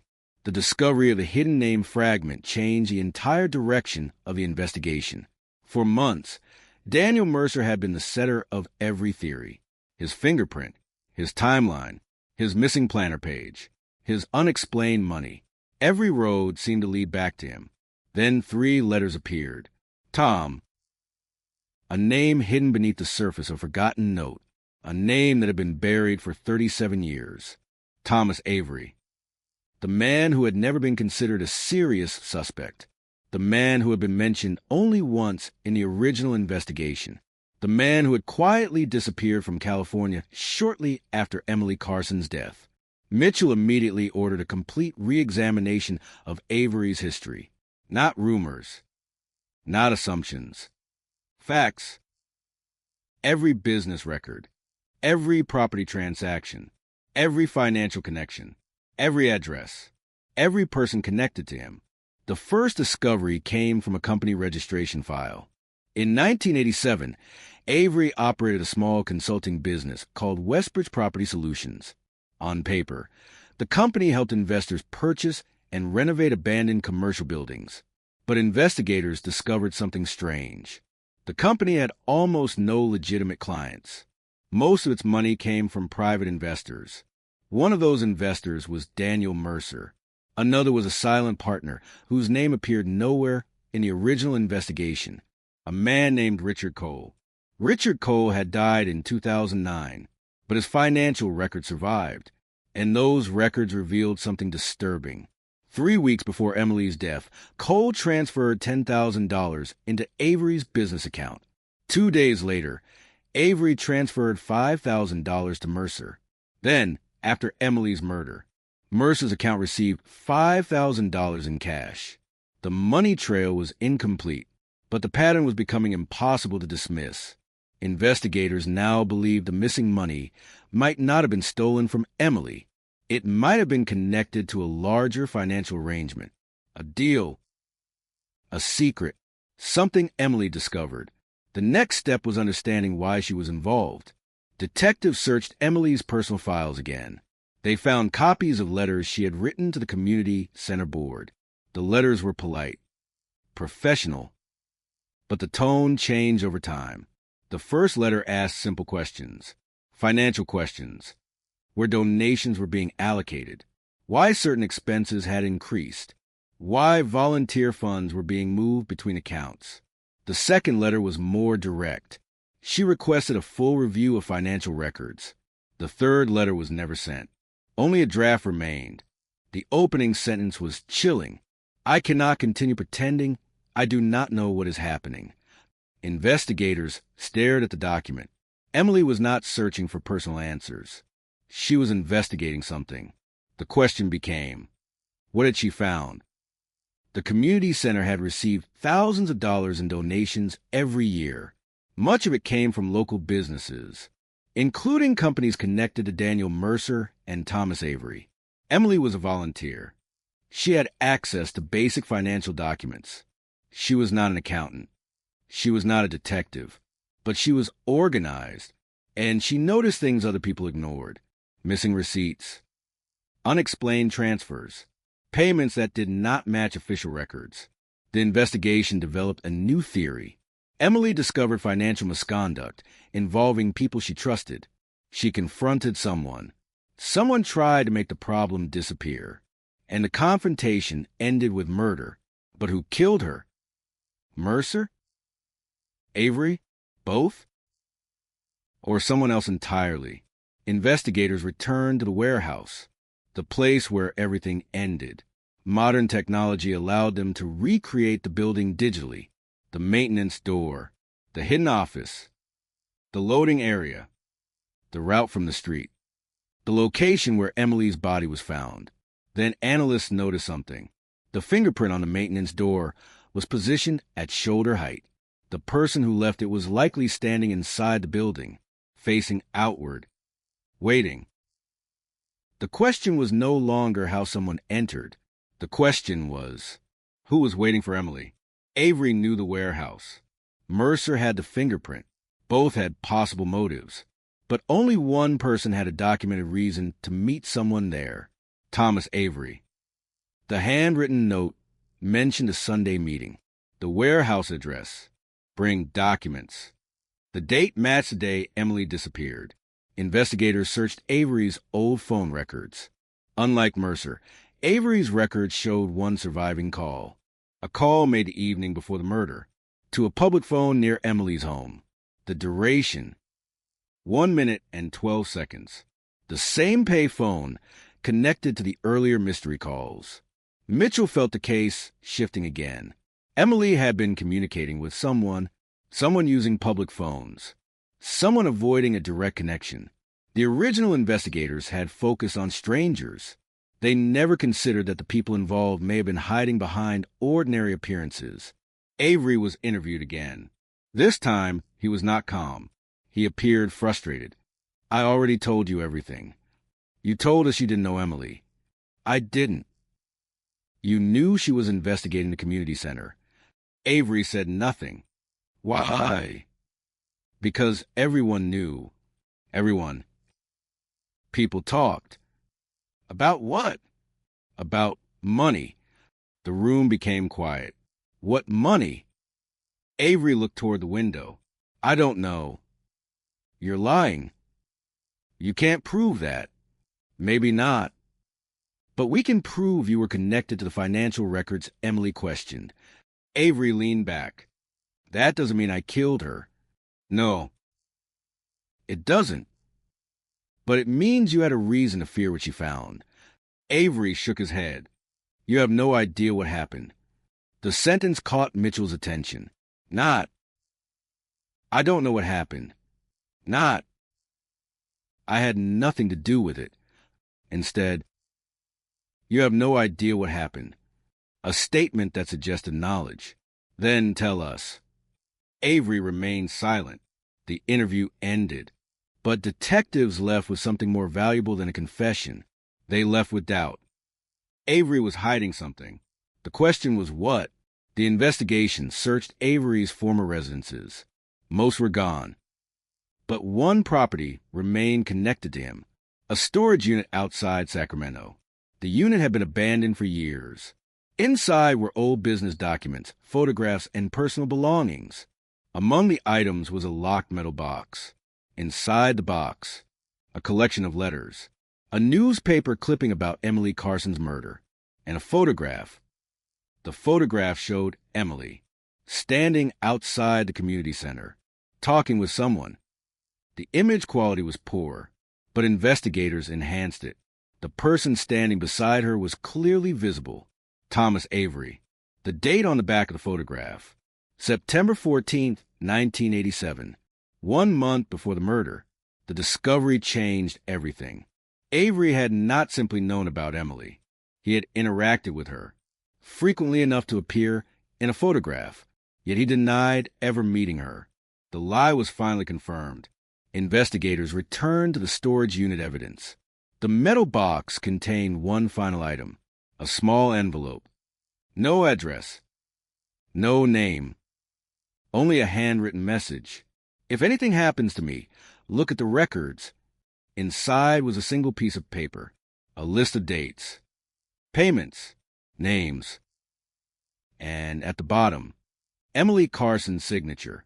She had created a record of everything she believed was wrong, a record someone desperately wanted destroyed. The case had finally found its center, not a random attack, not a mystery with no motive, a hidden financial scheme, a secret partnership, and a woman who discovered too much. But one question remained. If Emily had uncovered the truth, why did the evidence keep pointing to Daniel Mercer? Because the fingerprint belonged to him, because the money reached his account, because the story contained holes. And now investigators face the most difficult possibility of all. Thomas Avery may have had the motive, but Daniel Mercer may have been the person who stood at the door that night. And if that was true, then the cold case was not about finding one killer. It was about uncovering two people who had spent nearly 4 decades protecting the same secret. For 37 years, the murder of Emily Carson had been described as a mystery without direction, a teacher killed in the darkness, a fingerprint with no owner, a crime scene with no witnesses, a case buried beneath decades of silence. But now investigators were looking at something far more complicated. Emily had not been randomly chosen. She had found something. She had documented something. And before she died, she had tried to make sure the truth survived. The metal box recovered from Thomas Avery's abandoned storage unit became the most important discovery in the investigation. Inside were financial records that should not have existed, copies of documents, handwritten notes, meeting schedules, and a personal timeline Emily had created herself. Detectives carefully examined every page. The handwriting was unmistakably Emily's. The dates matched transactions from the community center. The names matched people connected to the financial network. One name appeared repeatedly, Daniel Mercer. Another appeared even more frequently, Thomas Avery. Emily had not been investigating strangers. She had been investigating people she knew. The documents revealed a pattern. Money donated to the community center was allegedly being transferred through several small businesses before returning through investment accounts. On paper, the transactions looked legitimate, but Emily noticed something. Some payments existed only in records, not in reality. Supplies that were never purchased, services that were never provided, invoices connected to companies that had no employees. She had uncovered a system designed to hide money in plain sight. The community center was not just a place where people gathered. It had become the center of a financial scheme. Emily had written one sentence in her notes. They believe nobody checks because nobody cares. That sentence changed how investigators viewed her final days. She was not afraid because someone disliked her. She was afraid because she knew something, and someone knew she knew. The next major breakthrough came from analyzing the hidden documents. One transaction immediately stood out. October 17, 1987. the day before Emily disappeared. A payment of $10,000 was transferred from an account connected to Avery's business, the destination, an account controlled by Daniel Mercer. The reason? Consulting services. But investigators found no evidence any consulting work had occurred. Then came the most disturbing detail. The payment was divided. $5,000 remained in Mercer's account. $5,000 was withdrawn in cash, the exact amount Emily withdrew before her death. Investigators believe they were finally seeing the outline of the plan, but they still lacked the most important piece. Who actually killed Emily? The evidence against Mercer remained strong. His fingerprint, his false statement, his financial connection, the vehicle possibly seen near the scene, the car cleaning afterward. But Avery's involvement was growing. He had lied about knowing Emily. He had access to the warehouse. He had created the financial system she uncovered. The possibility of two people working together became impossible to ignore. Mitchell requested a full background investigation into Avery and Mercer as a pair. The results revealed something unexpected. They had known each other for more than 10 years. Not casually. Closely. They met through a failed property investment in the late 1970s. Over the years, they built a pattern. Avery handled property deals. Mercer handled finances. Together, they moved money through complicated networks. Nothing illegal had ever been proven until Emily began asking questions. Investigators contacted former employees of Avery's companies. One former assistant provided a statement that changed everything. I remember Daniel being afraid of Thomas. Afraid? Yes. Why? Because Thomas always controlled the money. Daniel was the accountant. Why would he be afraid? The woman looked down. Because Daniel knew too much. The statement created a new possibility. Maybe Mercer was not the mastermind. Maybe he was trapped. Maybe he was involved, but not in control. The investigation returned to the fingerprint. Forensic experts examined the location where it was found. The maintenance door was not near the body. It was inside a narrow corridor. Someone standing there would have been separated from the main warehouse area. The killer could have waited there unseen, but investigators noticed something else. The fingerprint was not mixed with other prints. No fingerprints from workers. No fingerprints from trespassers. Only one clear print, Mercer's. Why? Because someone had cleaned the door.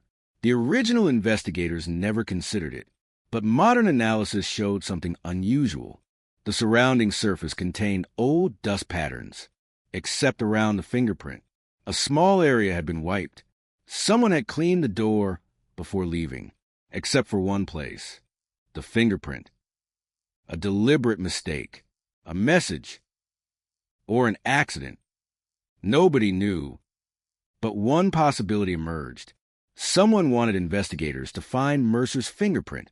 The print might not have been left by the killer. It might have been planted. The discovery shocked the task force. For years, everyone assumed the fingerprint was the answer. Now it might have been the biggest deception in the entire case. Mitchell immediately ordered another interview with Mercer. This time, she brought evidence of Avery's involvement. Mercer sat quietly as photographs of the documents were placed in front of him. His expression changed. Not fear, recognition. You knew about this. Silence. Daniel. I knew Thomas had problems. Financial problems? Yes. Did Emily discover them? Another silence.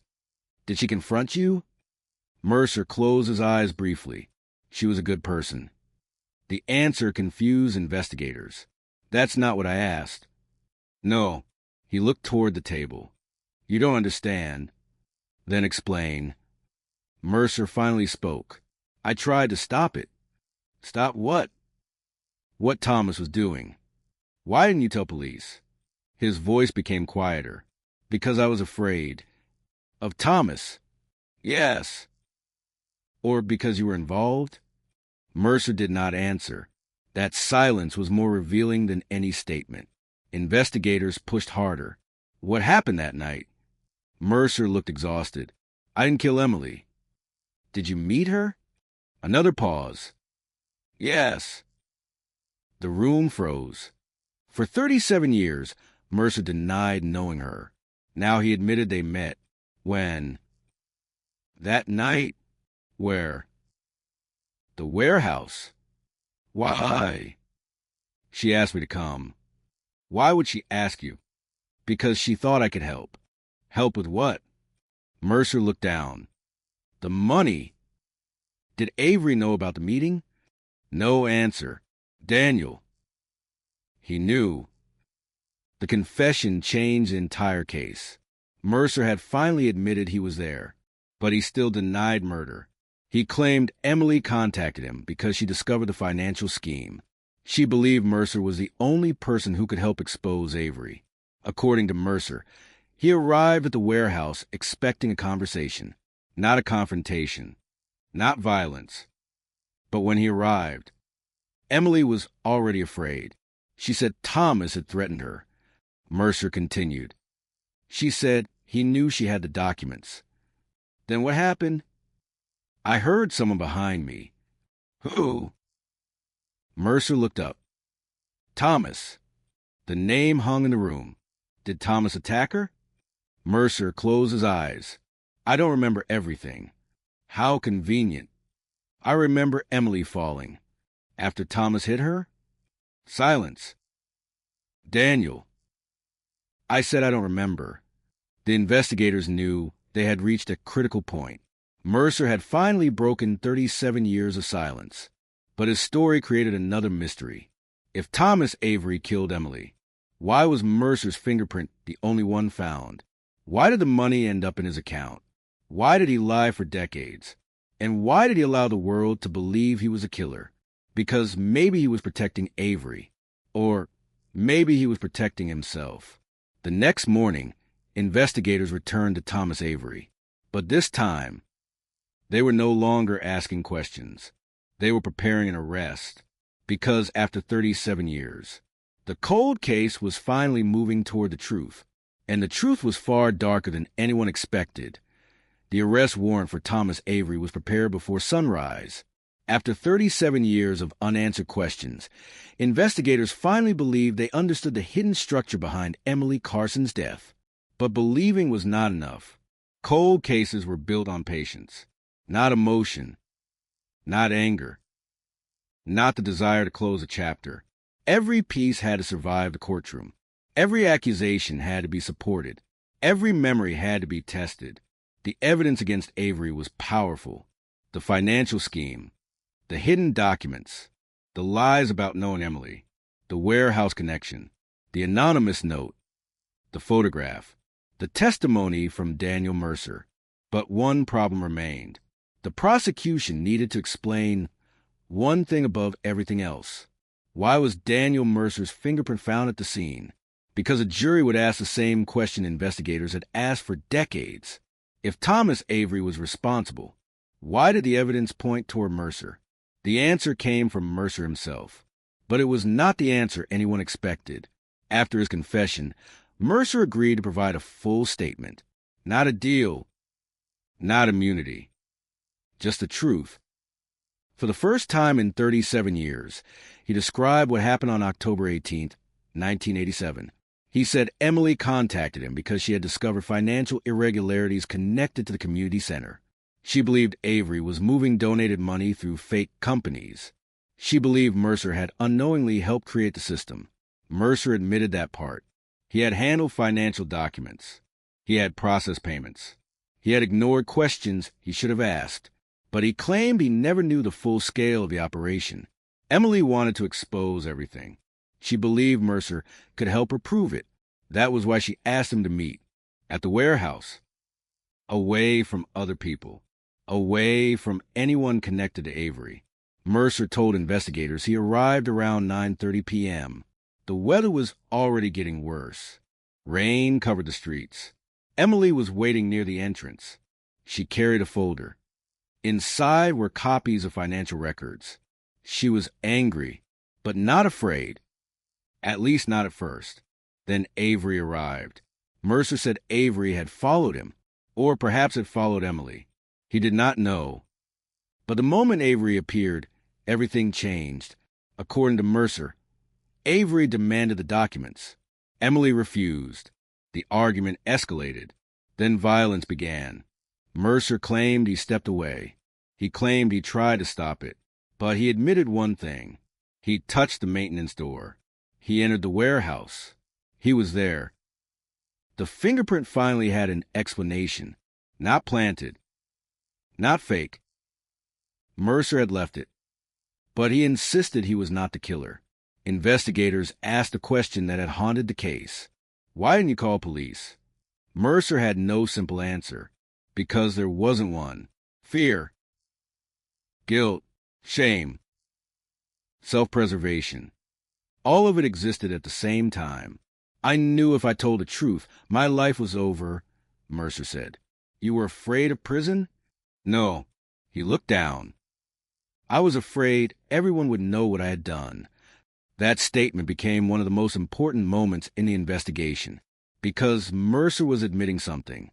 Not murder, but involvement. He had hidden the truth. He had protected a criminal. He had allowed Emily's family to wait decades for answers. The investigators still needed confirmation. They needed Avery. Thomas Avery was arrested outside his home in Oregon on a quiet Tuesday morning. There were no dramatic scenes, no shouting, no escape attempt. He simply looked at the officers approaching his driveway, as if he had been expecting them. The news spread within hours. Headlines appeared across the country. 37-year cold case cracked. Arrest shocks California community.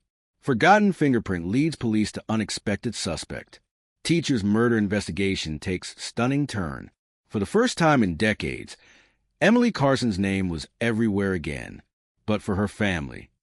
The attention came with complicated emotions. They had wanted answers. They had prayed for justice. But they never expected the truth to involve people Emily had trusted. The trial preparation lasted months. Prosecutors built their case carefully. They did not portray Avery as a mysterious monster. They described something more realistic. A man who built a financial scheme. A man who feared exposure. A man who chose silence over accountability. The defense attacked the investigation. They questioned old memories. They challenged the reliability of decades-old evidence. They argued that Mercer was responsible and was blaming Avery to save himself. That argument created a major problem for prosecutors, because Mercer was not innocent.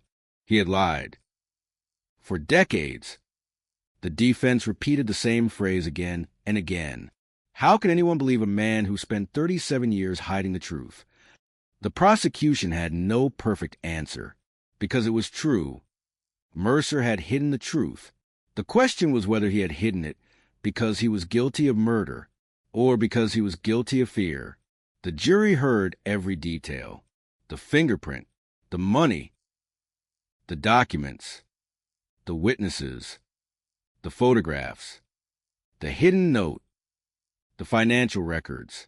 The final piece came from a forensic review of the old planner page removed from Mercer's 1987 calendar. Experts examined the torn edges. They discovered something unexpected. The page had been removed recently, not in 1987. The planner had been damaged decades later. Someone had attempted to hide the contents after the investigation reopened. The question became, who had access? Mercer? Avery? Or someone protecting them? Investigators traced the damage. The planner had been stored in Mercer's home until the search warrant. No one else had access. Mercer had removed the page recently. The revelation devastated his credibility. During testimony, prosecutors confronted him. Mr. Mercer, why did you destroy evidence? Mercer sat silently for several seconds. Then he answered, because I was still afraid. Of Thomas Avery? Yes. After 37 years? Mercer looked toward the jury. Some people spend their whole lives afraid of the same person. The courtroom became silent. The statement was emotional. But emotion was not evidence. The jury had to decide. Was Mercer a victim, a criminal, a witness, or something in between? Then Thomas Avery finally spoke. After months of silence, he chose to testify. The courtroom expected confession. Instead, Avery denied everything. He claimed Emily was unstable. He claimed Mercer acted alone.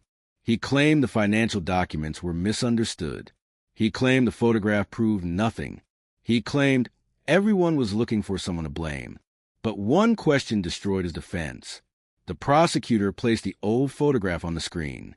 Emily Carson, Thomas Avery, standing together. September 1987. Mr. Avery, why did you tell investigators you never met Emily Carson? Avery stared at the image. No answer.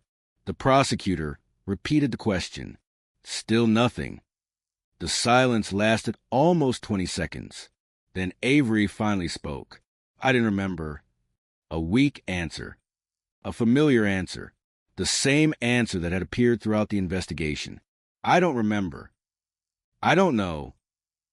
I can't explain. The jury noticed. Everyone noticed. A pattern built over decades. Not one mistake. Not one forgotten detail. A lifetime of avoiding the truth. After 6 weeks of testimony, the jury reached a verdict.